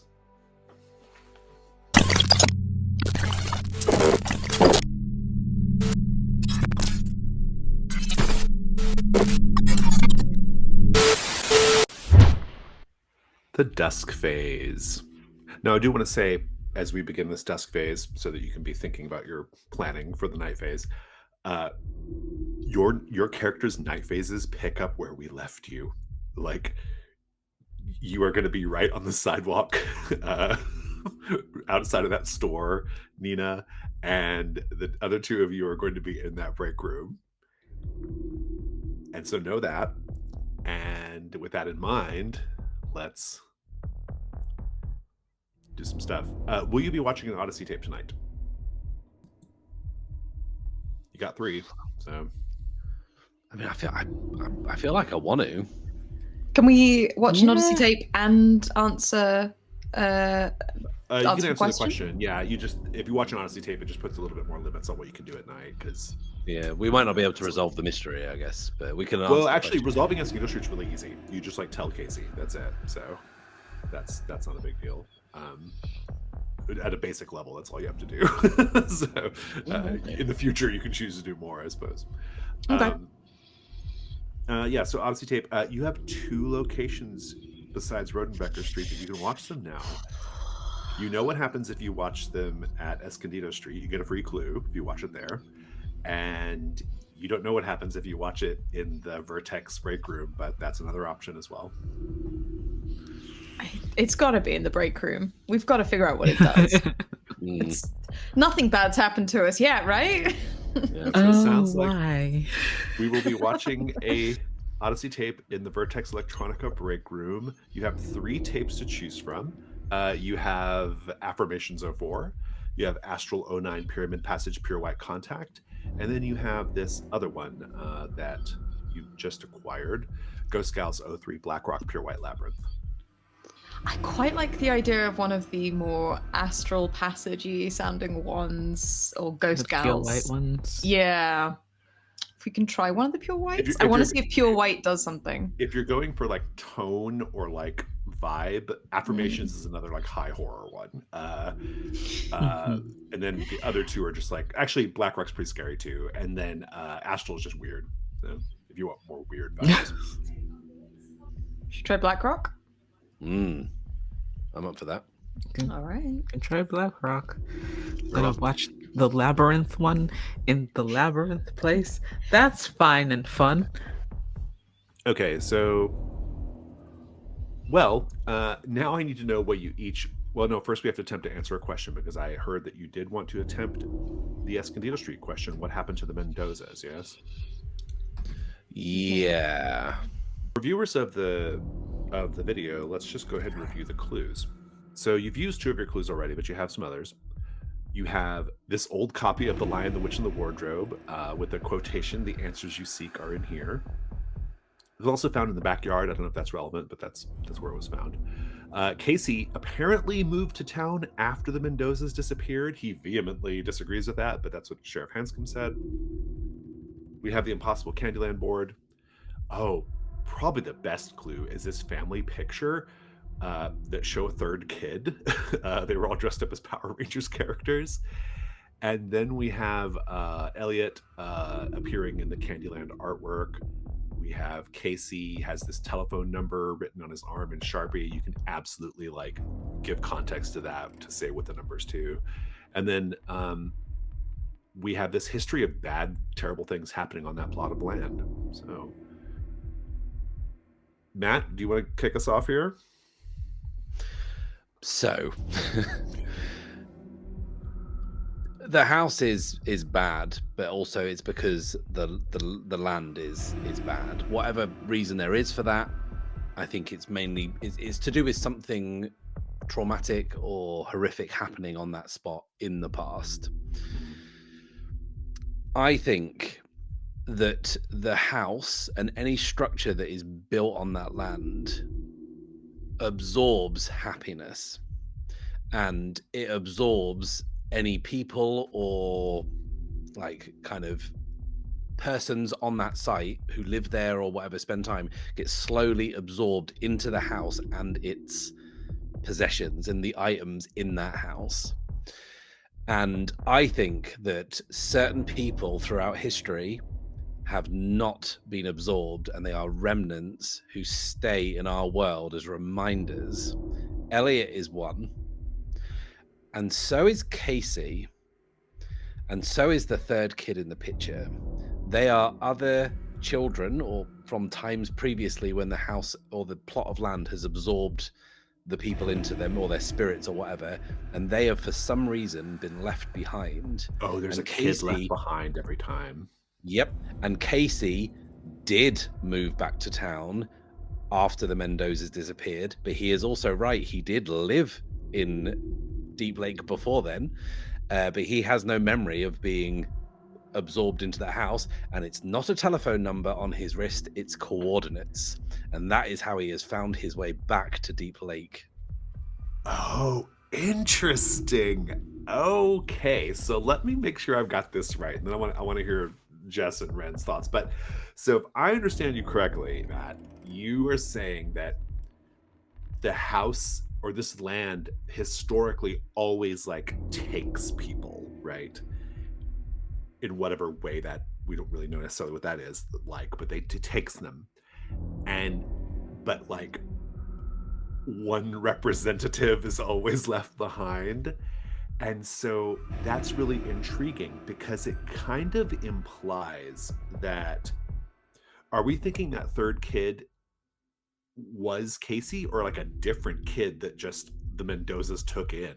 like who do we think that kid is? I don't even know if he took in. I think that he was, or they were drawn to the house and were always hanging around, like Casey claimed to be friends just with a Elliot. kid. Okay, interesting. They were just drawn there. Maybe they had no real memory of what it was and why they were being drawn to that spot. Oh, interesting. So the ones left behind always like Like, so they get left behind, and then they like leave, or and they like why, like how do they leave or then come back? Like that's the part I don't really quite. If it please someone, take this off me because Yes, I'm yeah. taking it as far as I can. I'm into it. I'm into it. I just want to hear I want to hear the deets here. Unless just you want to go. No, first? do you go first? You go first. Okay, so like with Narnia, it's a portal fantasy. Right. You get transported to somewhere else, and then we had that piece of the Candyland board that had Elliot's picture on them. I think it's not quite a Jumanji like situation, but I think there's something about the energy of that house where you can like go back and forth. But if something goes wrong in one of those passages back and forth, like the negative effect can like maybe balloon out. Casey remembers playing with Elliot. I think Casey and Elliot might have switched at some point, and Casey might have been in that game at some point. Interesting. So we think that maybe whatever this land is doing, it's doing it in different realities, different places, different timelines, different. Yeah. What do we like? The house, the plot, the land, whatever started this, it may have been a curse, it could have been just a tear in space-time. The house itself is transforming, transmuting everything that sort of comes into it, drawing more stuff into it. That's how somehow we've got a Candyland board that looks nothing like any of the others. And that's how the kids have managed to switch. It's sort of this conjuncture of 1,000 different realities, but it's drawing more in than it's putting out. Something like that. I guess what I'm curious about is how come Casey aged, left town at some point, and then for some reason then eventually came back to the house, or like how, like what happened to Casey that Casey was able to like live a life somewhere and then like, or did he like find his way back as a kid, I guess is what he did, right? Is that the idea? Like he was there and then he wasn't there. That's the part I'm having a hard time. I'm trying to figure the Casey timeline. This is the part I'm trying to like really pin down in my head right now. I wonder if Casey came back but just had like no memory at all except this thing on his arm, this and maybe it's like permanent like marker on his arm, and kind of went through the social housing system and was like moved around foster homes, and then when he kind of started to piece together, he headed back to Deep Lake. Oh, okay. He wakes up one morning thinking his family's gone. The police take this sort of unknown child in, and Casey comes out of the system looking for the family that he used to know as a kid, sort of thinking maybe it's his own. He doesn't know, but that's really interesting. That's how Hanscom? That's how Officer Hanscom knows him. I guess what I'm curious about then is it seems to me like Casey was friends with Elliot, but like the outside world doesn't know about that friendship. So is it possible that Elliot and Casey were just like childhood friends in the weird liminal space that they were like stuck in, and that's what Casey's remembering? Like they never had a friendship like in present day Deep Lake? Or is it possible that like Elliot and him were just friends, but because Casey was not like in the school system because he's from another dimension or another time, like no one knew about Casey? Is that like while they were growing up? Like it's an intriguing like. I think the entire relationship took place in the wardrobe, and that inscription in the book, "The answers you seek in here," is literally the first place we went when we went to the bedroom, was the wardrobe, and that's how we unlocked. That was someone guiding us to Elliot.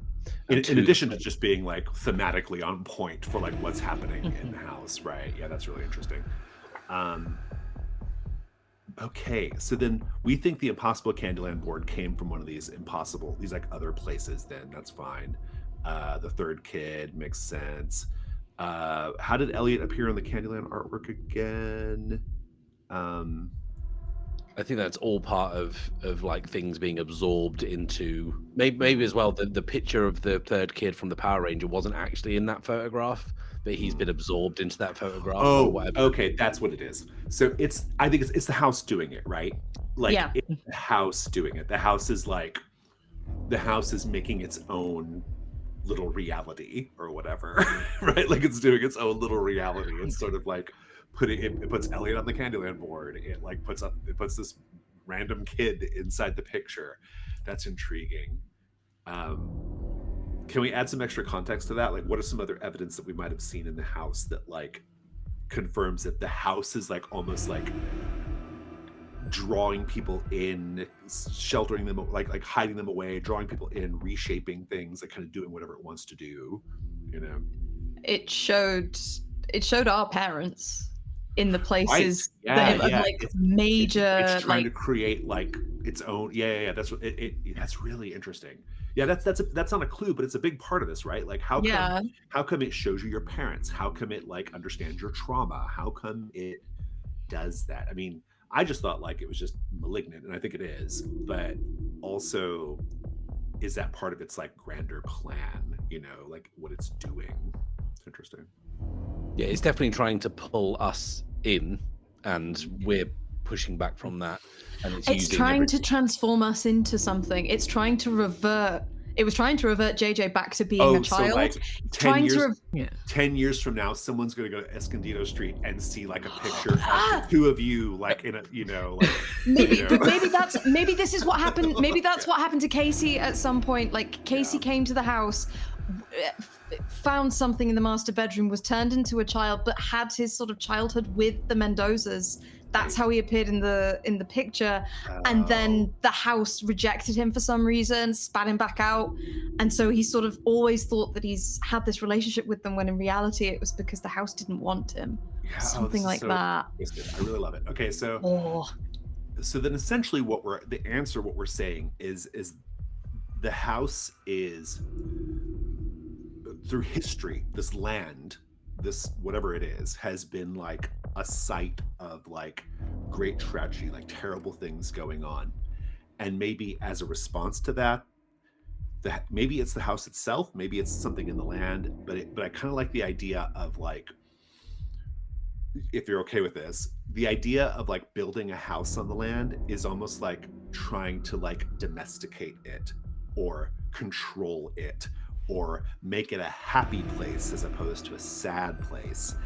But the only way the entity that is there knows how to process that is by like manipulating people, manipulating memories, like discarding and drawing in people as it wishes.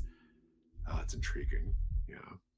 So you could all just like go live in the house and create this perfect little domestic unit, and maybe everything would be okay if you and that would be it might not even be that malicious. It's like, if it now should be a house should have these things in it. It should have, it doesn't understand children, it should have you know, and so it will make it happen.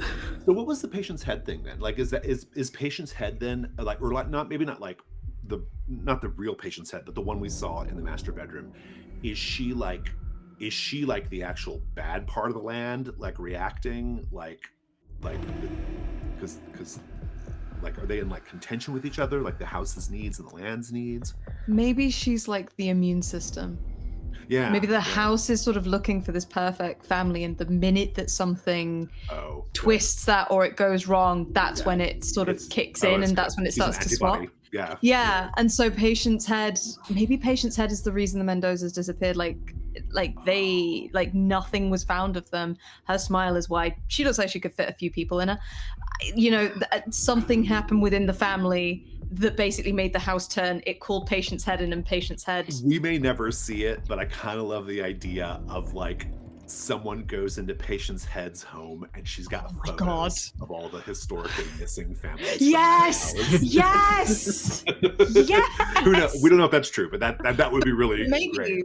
but that's if we say something along these lines, but in blurred to Casey at some point. I like it. So ultimately, what it kind of boils down to is the house is essentially trying to do what it thinks it's meant to do, and it doesn't really understand. And so it's like it's sort of trying to create this like perfect domestic bliss, but it doesn't really understand how to do that, and it ends up just coming across as like really malicious and evil, because its intention was originally to purify and make this land a peaceful place. It's a great theory. It's really interesting. I'm not sure how Casey's going to take it, but it's a really great theory. That is, let's see, 1, 2, 3, 4, 5. That's 6, 7 clues. Who wants to roll +1? I don't mind rolling, but I can't be trusted with this. But yeah, We believe in you. We've got the key, haven't we? We can turn. Yeah. Yeah, you do have the big key, yeah, that you can turn. That's a 10. If you turn the big key, it's a 12. It sure is, and I think I want to do it if everyone else is fine with it. Okay, so using the key attached to the mystery, which in this case is called the Key of the Cave Dweller, that bumps the result up to a 12+. Answer question says, when the latchkeys have an open discussion, you answer the question. On a 10+, it's correct, and you can pursue the opportunity. You just tell Casey, it's no big deal. On a 12+, the answer is also an Odyssey clue. And so it means the events of Escondido Street are directly connected to what happened to TV Odyssey as well. So we'll have to figure out what that means. We'll have to kind of recontextualize the answer to make it an Odyssey clue, but we have a connection there. So that's great. All right, let's introduce the Odyssey tape. All right, Ghost Gals 03 Blackrock Pure White Labyrinth. This tape is an episode of Ghost Gals, a show where two amateur ghost hunters, Rhea Sterling and Samira Mangle, explore famously haunted places around Deep Lake. Rhea believes in the supernatural and is easily frightened, while Samira provides comic relief by making lighthearted fun of Rhea and explaining away strange events in hilariously mundane ways. They are exploring Deep Lake's abandoned mines, colloquially called the Black Rock Maze. Prompt 1 will be Wren. Prompt 2 will be Matt. We all do prompt 3, and then prompt 4 will be Jess.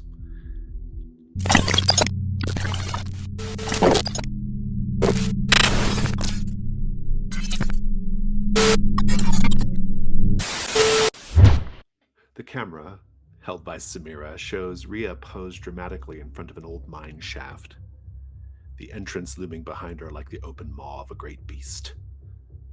Rhea explains that today they are looking for the Black Rock Vulture, a cryptid that still lingers after a deadly collapse in the mine. What about the origin story or alleged behavior of this cryptid causes Rhea visible discomfort? Rhea takes the story of the Black Rock Vulture in stride. Its origins as once a human who, through some ritual, attempted to claim power. None of it bothers her until it gets to the description of the vulture itself, of its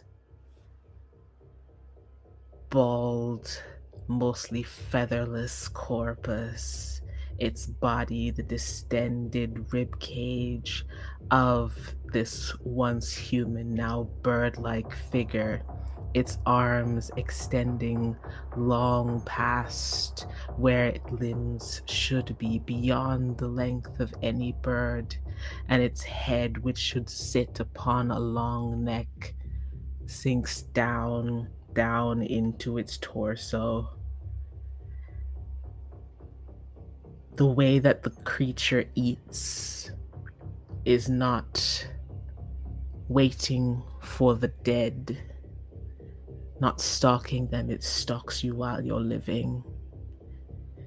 It stalks you in the corner of your eye, It stalks you just as you're about to lay to sleep, because sleep is as near as death for this creature. Leon.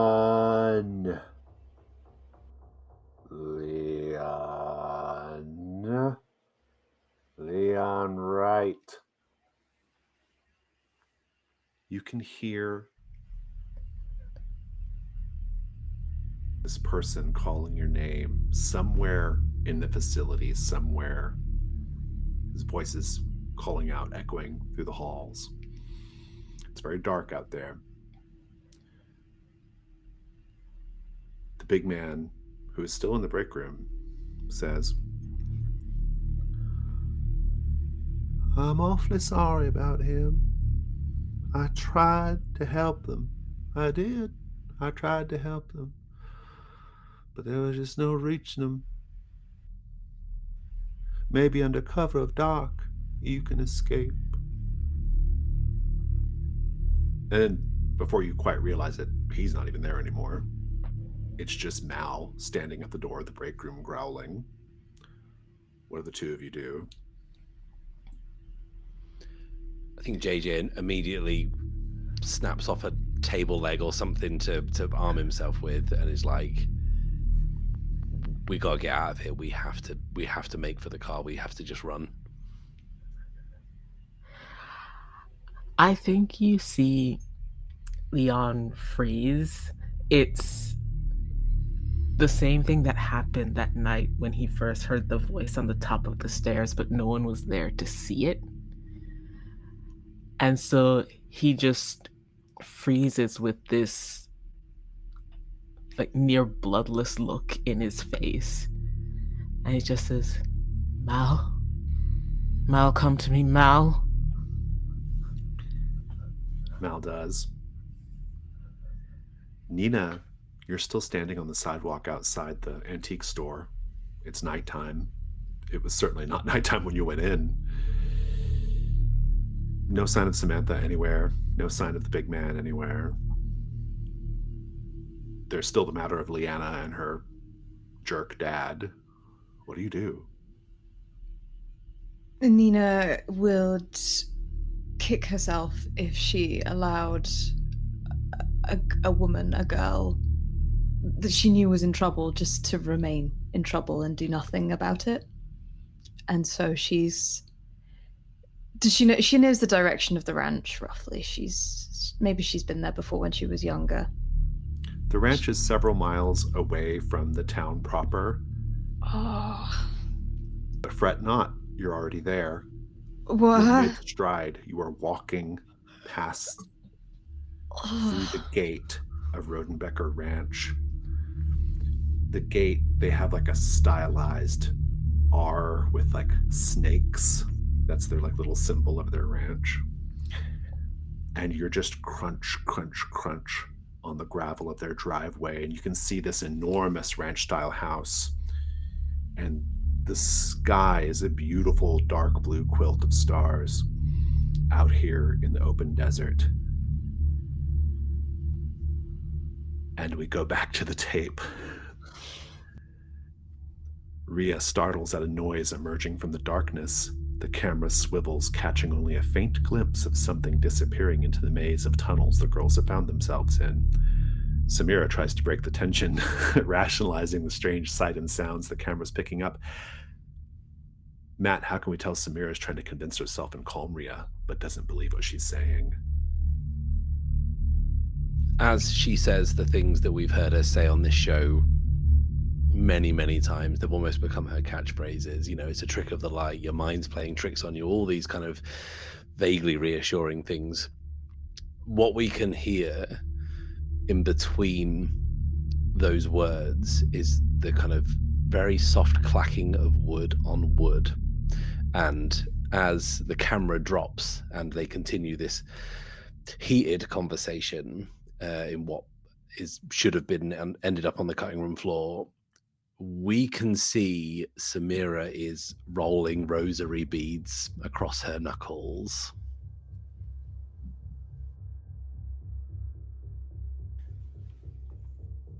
So what do the two of you do inside the break room?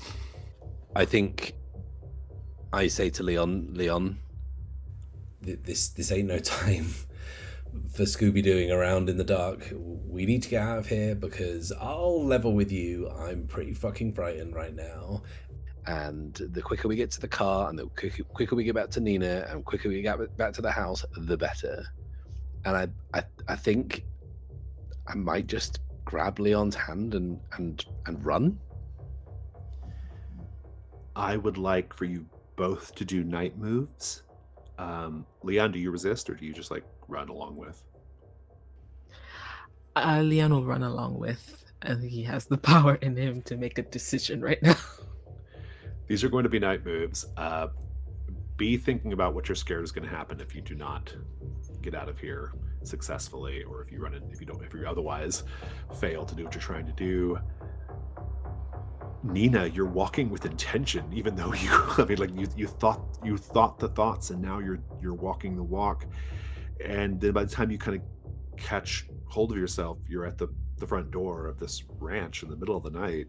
No sign of anyone around. You don't see any cars anywhere. What do you do?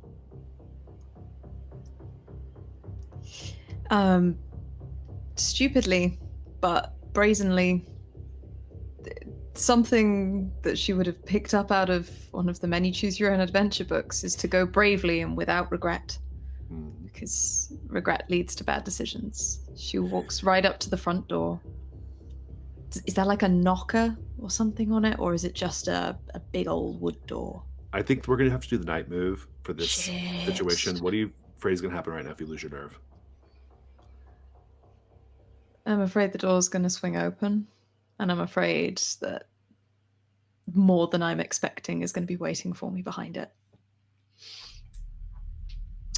It's worse than that. You are going to be pulled into the resistance. Go ahead and roll with composure. Let me take a look at your conditions as well. It's high and static on the brain. You can clear high. Static in the brain. Yeah, that affects you. This is too weird. This is you just teleported and experienced a whole day in a minute. Yeah, this is all strangeness. You got fast forwarded. It's a 5 and a 4. Oh, it's a disadvantage. Yep. It's a 6. Plus 7. No, plus 2. It's 8. 8.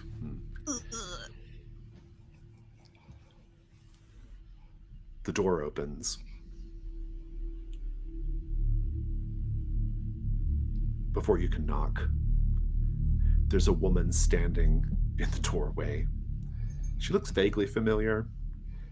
She's wearing a full, black latex suit with boots and a long black latex coat. And she has black hair slicked back and wraparound black shades. And she says, "Are you here hiding from the machines? You're not Quick, Linnea. get inside." And she pulls you inside.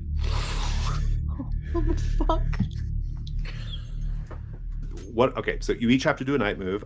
We'll start with you, JJ. What are you afraid is going to happen if you do not successfully get to the car if this goes badly? I'm more afraid that I'm going to lose Leon and be on my own. Lose Leon and Mal. It's worse than that. You are going to get cornered and killed by whoever's stalking you. This is going to be with, I think it's still vitality because you're having to navigate in the dark and stuff and move with some quickness. Let me take a look at your conditions. Shattered. Sure, why not? Go at disadvantage.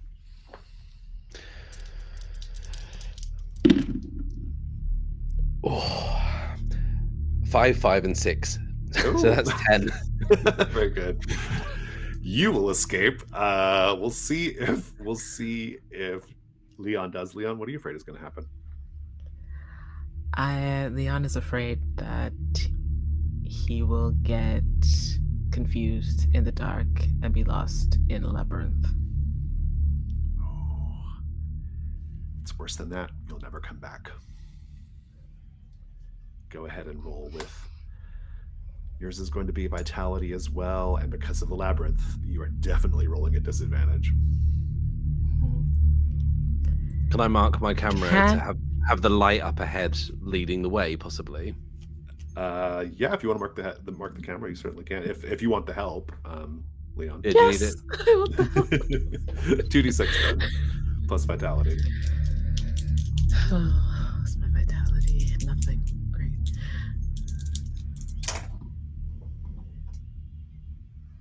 Seven.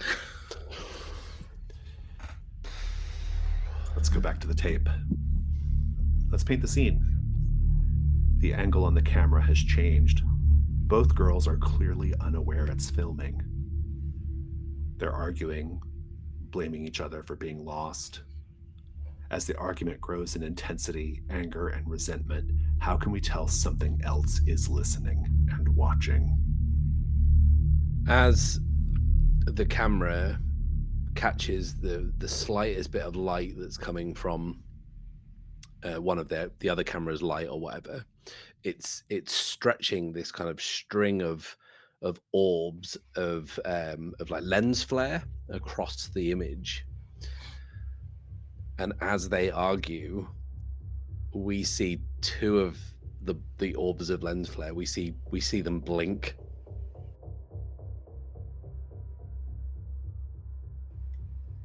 As they're having this back and forth argument, they're so attuned to each other's voices that they don't hear the very soft, it's almost like purring, but it's wrong, that perks up in between the gaps, the pauses in their speech, almost like something else is answering them as well.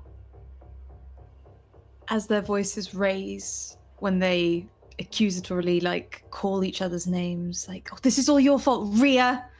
No, Samira, you did this. You brought us here. Samira, why would you do this? It's the names that echo.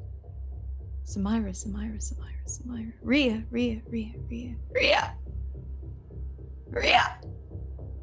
Rhea. It's suddenly not an echo anymore. And at one point, something just kicks the camera off screen. It kind of moves slightly as it gets bumped.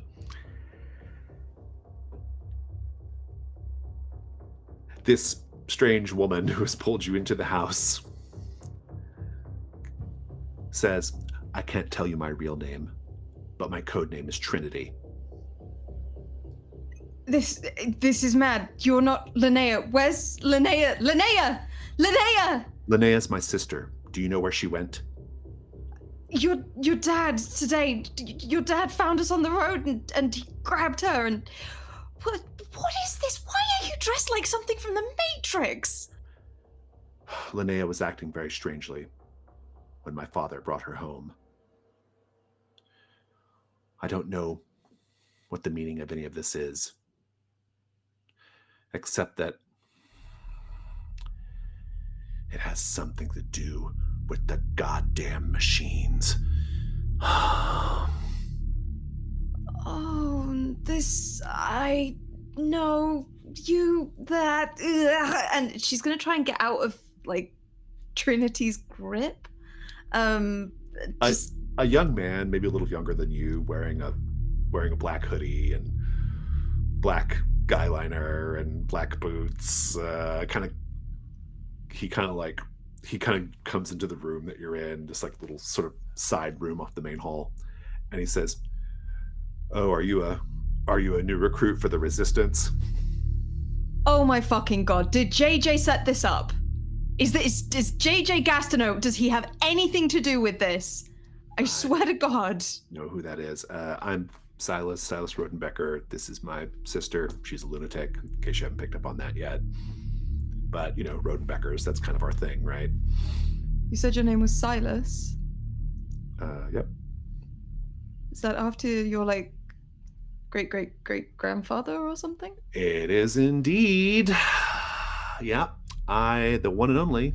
Can you imagine what it must be like for me? Not only to be a effing Rodenbecker in this town, but to be named after Silas Rodenbecker, the snake-killing, Bible-thumping crazy who started it all. It's like, if you're a Rodenbecker, everyone thinks you're like a rich weirdo. And, honestly, they're right. We are rich weirdos. I mean, look at Cousin Dolores. I mean, Trinity, my sister, Cousin Dolores, padded cells, right? That's what we ought to be doing right now. Cousin Dolores? What happened to Cousin Dolores? Cousin Dolores, why don't you go ask her yourself? She's down the hall in her room watching videos like she does. Videos. Okay. That sounds like a plan. And Nina, just desperate to get away from this. Trinity puts her hands on your shoulder and says, whatever happened to my sister, do not feel bad for her. It's very possible that she is starting to see through the simulation. She is starting to break free. Oh, JJ, she could be this. The one. Is she the one? I think she's just Linnea. And Nina will slip out and down the hall. Indeed. Please describe your escape, both of you, in montage if you wish, or however you want to do it. Go ahead and kick us off here, JJ.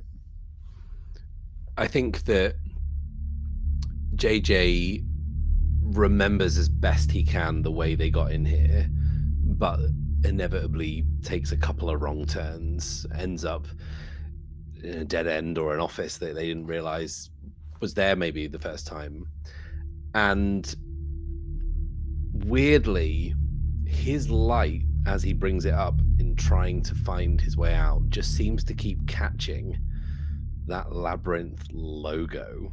And that is what he uses to kind of pick his way back out to the very first one they saw outside, and waits with anticipation for Leon and Mal, who he hopes are just behind him.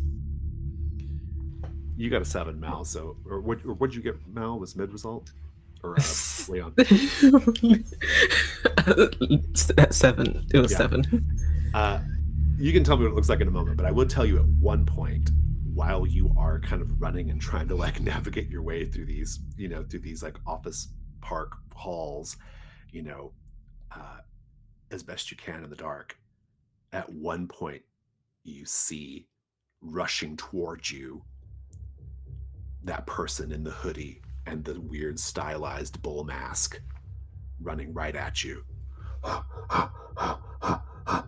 And as you're slipping through a door, they just react and push a filing cabinet at you, and it bangs up against your arm, and so you now have a bruised shoulder as a condition, but otherwise you can describe your escape. I think as the filing cabinet hits Leon on the shoulder, it kicks his adrenaline into high gear, because unfortunately getting hurt prompts that response out of him.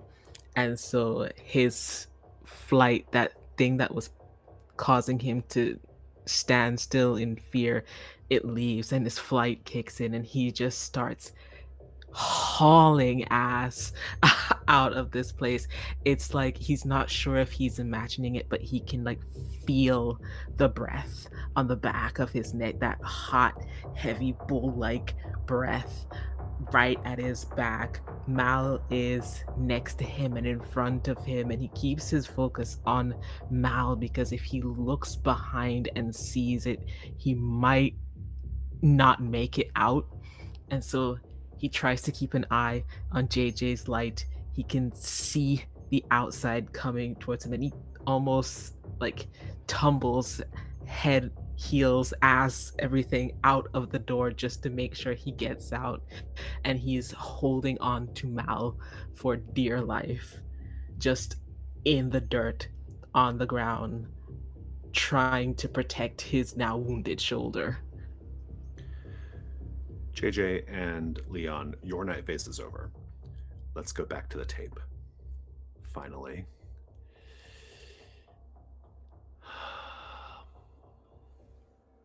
Rhea stands with her back to the camera, crying out for Samira, who's nowhere to be seen. What's the last thing we see of Rhea before she's pulled screaming into the depths of the mine?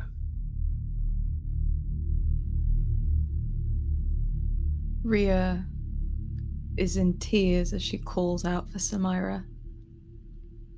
And she's got that desperate franticness to her as she's back and forth. We just see the outline, the silhouette of her in the camera.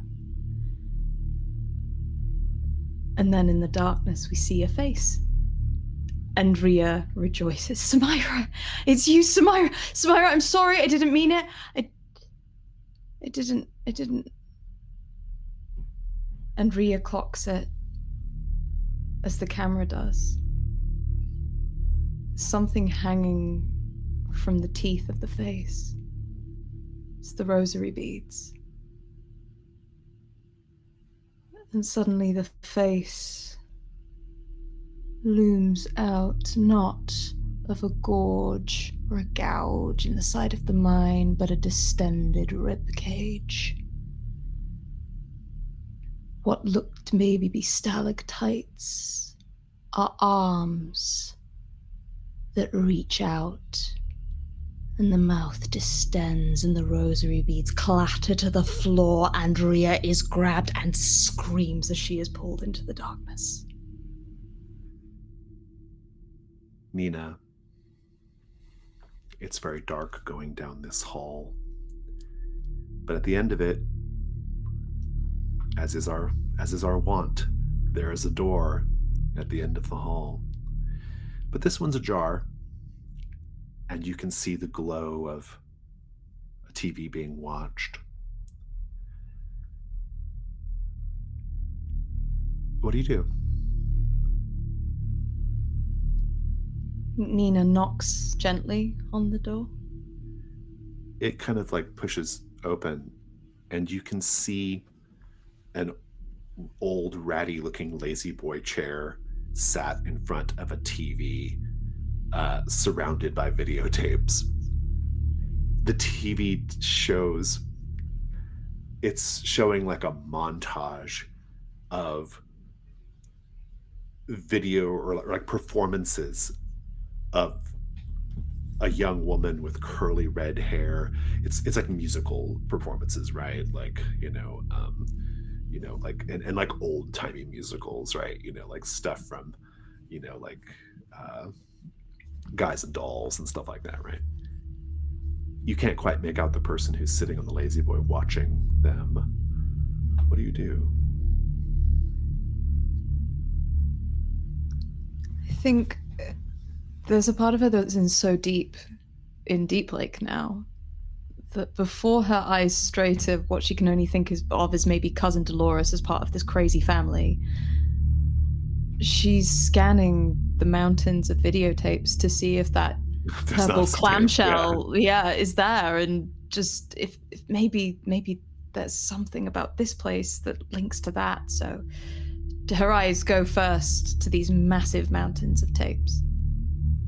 Nothing straight away sticks out, but eventually you will find yourself face to face with cousin Dolores sitting in the chair. She's wearing a shiny red, white, and blue dancer's leotard, a very like ratty, uncombed auburn wig.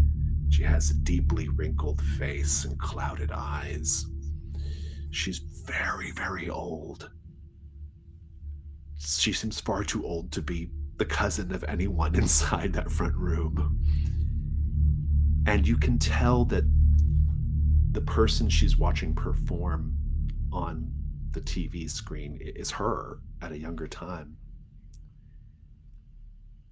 And she kind of looks up at you with her milky, cloudy eyes. And she says, I knew from the time I could walk and talk that I was going to be a star. I was made for the stage, you see. When I was a little girl and would go and watch the shows that occasionally rolled into town. I knew it. Oh, those beautiful dancers laughing gaily and kicking high enough to shame the devil. Oh, it spoke to me. They spoke to me. They said, Dolores, you belong up here with us, baby, with the lights and the music and the applause. Daddy never thought I'd amount to anything, but I sure showed him, didn't I? And she kind of grabs you at that point, your wrist. And I would have made it all the way to Hollywood if it hadn't been for the lake. I never thought I'd stop sinking. I just sank down and down and down. And I even thought to myself in the middle of drowning, do they have shows down here? Maybe I can do a little twirl for the catfish. That concludes our night phase. Oh, you know what? That does not conclude our night phase. There's one more thing. The Odyssey tape we're watching in the break room plays for a little bit longer. And then there's a little bit at the end that you have to let it run for a bit before you can get to it. It shows a man, oddly enough, in a lab coat, standing next to a Zagreus cabinet. And he looks like he's making one of those like 1950s, like, you know, science videos or whatever, as he's standing next to the Zagreus cabinet. And the camera zooms in on the controls of the Zagreus. And he very carefully puts in some commands on the joystick and the buttons so that you can see it clearly. Down, up, right, left, A, B, start. And then the video stops. Now our night phase is over.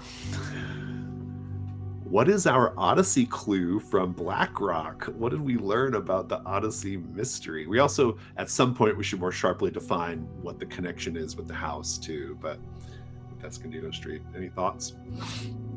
All I've got is some sort of ancient evil roots underneath Deep Lake. There's a lot of underground stuff going on, right? Yeah. It feels that way, but it's a lot of tunnels. It's a lot of yeah. Clearly something down there, right? We have evidence of several cryptid type creatures somewhere. I kind of like the idea, but we don't know for sure. But that Blam was filmed underground. That would be weird. It was so dark. Like a basement studio, but it's somehow connected. Yeah. That's how the creature got in. Who knows? I mean, okay. I mean, the importance of like tunnels and caves could be the clue. I'm not sure, but that feels it's something like that. I think. Yeah, for sure. Yeah, we can take some time between sessions to refine it, but I kind of like that, and also kind of like how that Escondido Street house and the events there might be connected to what happened in TV Odyssey as well. We can think more on it in between sessions. Let's go ahead and go to the dawn.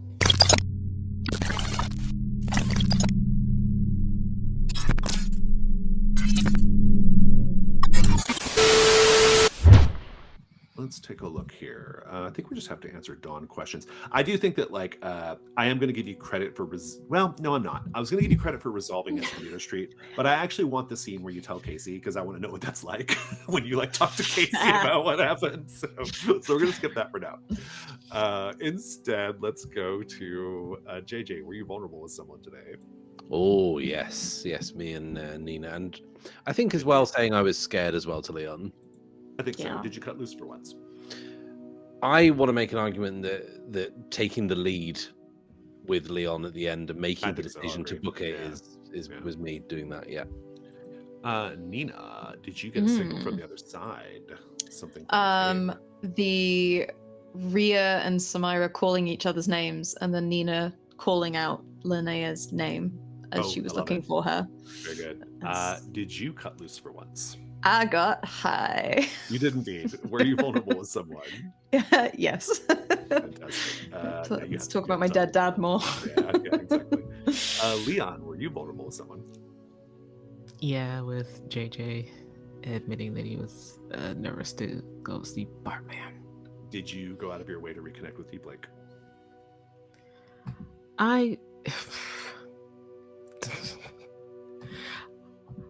I'm not sure if exploring those offices count. No, because that was like, I don't know if it's out of the way because you were Yeah. specifically going for Zagreus, I think. We have a key prompt that we'll save for the top of the session next time, which is the key of the cave dweller. But otherwise, we can just go to stars and wishes real quick. I had a great time in that session. That was really fun. I feel like we've all kind of really clicked into it after a couple of sessions of finding our feet a little. Getting to spend some time with Leon was really fun. I really wanted to do that in this session because we hadn't really had any scenes and established sort of a dynamic there, and I really enjoyed our scenes that we played together. You will not believe how quickly I Googled to see if the Crying Circle was a real game. Sadly, it is not. Yeah, sadly not. Hi Nina, I could watch Hi Nina just tripping balls all day. I really love that. And yeah, I just because it was perhaps recency bias, and the whole session was great. Every key, every flashback, every bit of tape we did was really fun. But I really want to just point out Jason shoehorning and Norma Desmond character into Deep Lake at the end. I'm very much enjoying finding out how that's going to resolve. But overall, loved it. Great stuff. Another banger. To put it lightly, I think what I've realized, Jason, with some of the latchkey moves that you've made is they're very tasty and they're very appealing, and they lead you into all kinds of trouble. So you don't necessarily immediately see the downside of them until your dog that you love more than life itself wanders off and into the jaws of danger, and you have to go and save it. The dog just really likes the big man, right? I mean, that's all it is. We know But now. Yeah. But also with Leon, like at the very beginning, the description of like seeing a sitcom family and comparing it to the home life that, breaking me off of the bat, like beautiful. Like it was such an evocative scene. And it was pulled like straight from a memory. It was fantastic. Matt, with JJ, the reincorporation of the quarters in your flashback scene with your mum, that hurt. Both of those scenes off of the back of one another, that was a hard opener, and I was almost in tears at that point. So, GG, well done. There's just so much about how we answered the question with the house, and how, again, we get to build that story of the house consuming and turning and twisting and changing, and it becoming all part of Deep Lake. It's been an episode just full of moments that have made me, again, very, very happy that we are playing this game. So, a hand. I think for stuff like the Slumber Party mystery, the way that is structured is wild. It presumes so many things and gets us in so much trouble from the start. It's wild and I love it. JJ, I really enjoyed when you were in Escondido Street, that scene with your mom. Like, you didn't come out of that childlike nature for a second, like really like committing to that at risk of your own character was very, it was very interesting take to watch. And then comparing your like crawling into your mother's arms for safety versus at the end like grabbing onto Leon and fleeing. It was really good. Nina, Jess, I will say I do love your commitment to the questions and the way I know you say like, oh, I'm farming XP, but no, it really, I love seeing the sides of Nina that it brings out. Like, hi Nina was never a thing that I expected to emerge, and just like having the opportunity to witness that, and then like it kept cropping up despite how sober you were trying to be. I really enjoyed how you played that. And Jason just Casey said I'm fucking the book. I'm fucking the officer. I almost lost my mind. I know everyone's life in Deep Lake is deeply weird. But just like it's so they have such comedic lives, like just these weird little tidbits that can happen to anybody in your life, apart from all of the deeply weird shit that is going on in this place. And I just love it, grounds them in a way, is what I'm trying to say. Yeah, no, this is great. Yeah, stars all around. I have to say, I loved seeing Leon and JJ having like a session together. That was great. I was happy to get that, kind of make that connection with the characters. I kind of a related wish is that I sort of like the structure of the game kind of forced me to like kind of or forced me to is how I wanted to do it, but the structure of the game kind of made our exploration of Vertex and of the Rodenbecker Ranch like very fast and really couldn't do much. I hope you all take the opportunity to go back on your own time and continue up, especially the Rodenbeckers. They're such delightful weirdos, and so you need to get more of them in your life. But so that's kind of a wish, but also a star. I really just love that, like, you know, I like that all three of you like just really push into those places, right? Like there's no timidity as far as that goes. It's like, I'm going to push into the dark. Yes, of course I'm going to go into Rodenbecker Ranch. Of course I'm going to, like, you know, go get my dog from the break room, which should not be illuminated right now. Like, you know, that's I love all that.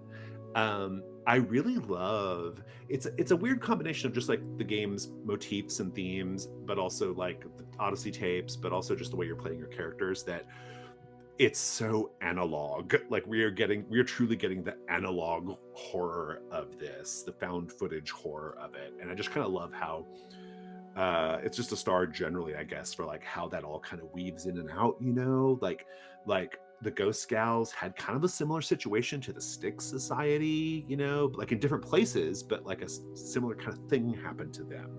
And then that's kind of echoed with some of the things that you're all experiencing. And then also the fact that like they're all recording their weird stuff, and JJ is recording everything that you're all going through. So it's like this, it's really interesting how it all kind of like feels like you're all stuck in the labyrinth of Decoya County, right? That's kind of what it is, right? Ultimately. And so, and I love it. And that recurring labyrinth motif is really terrific and fun. And yeah, so I'm just kind of loving all that. The vibes are just so good. But no, the role play was great today. As always, answering prompts was really, really good. Just loved all the scene building. Yeah, my main wish is just that you follow up on some of these, like, you know, with some of these characters that you were kind of briefly introduced to, and some of these situations you were briefly introduced to. Yeah. I think that's all I got. And I'm excited to see more keys. So I think that's all I've got, though. Great fun. Yeah.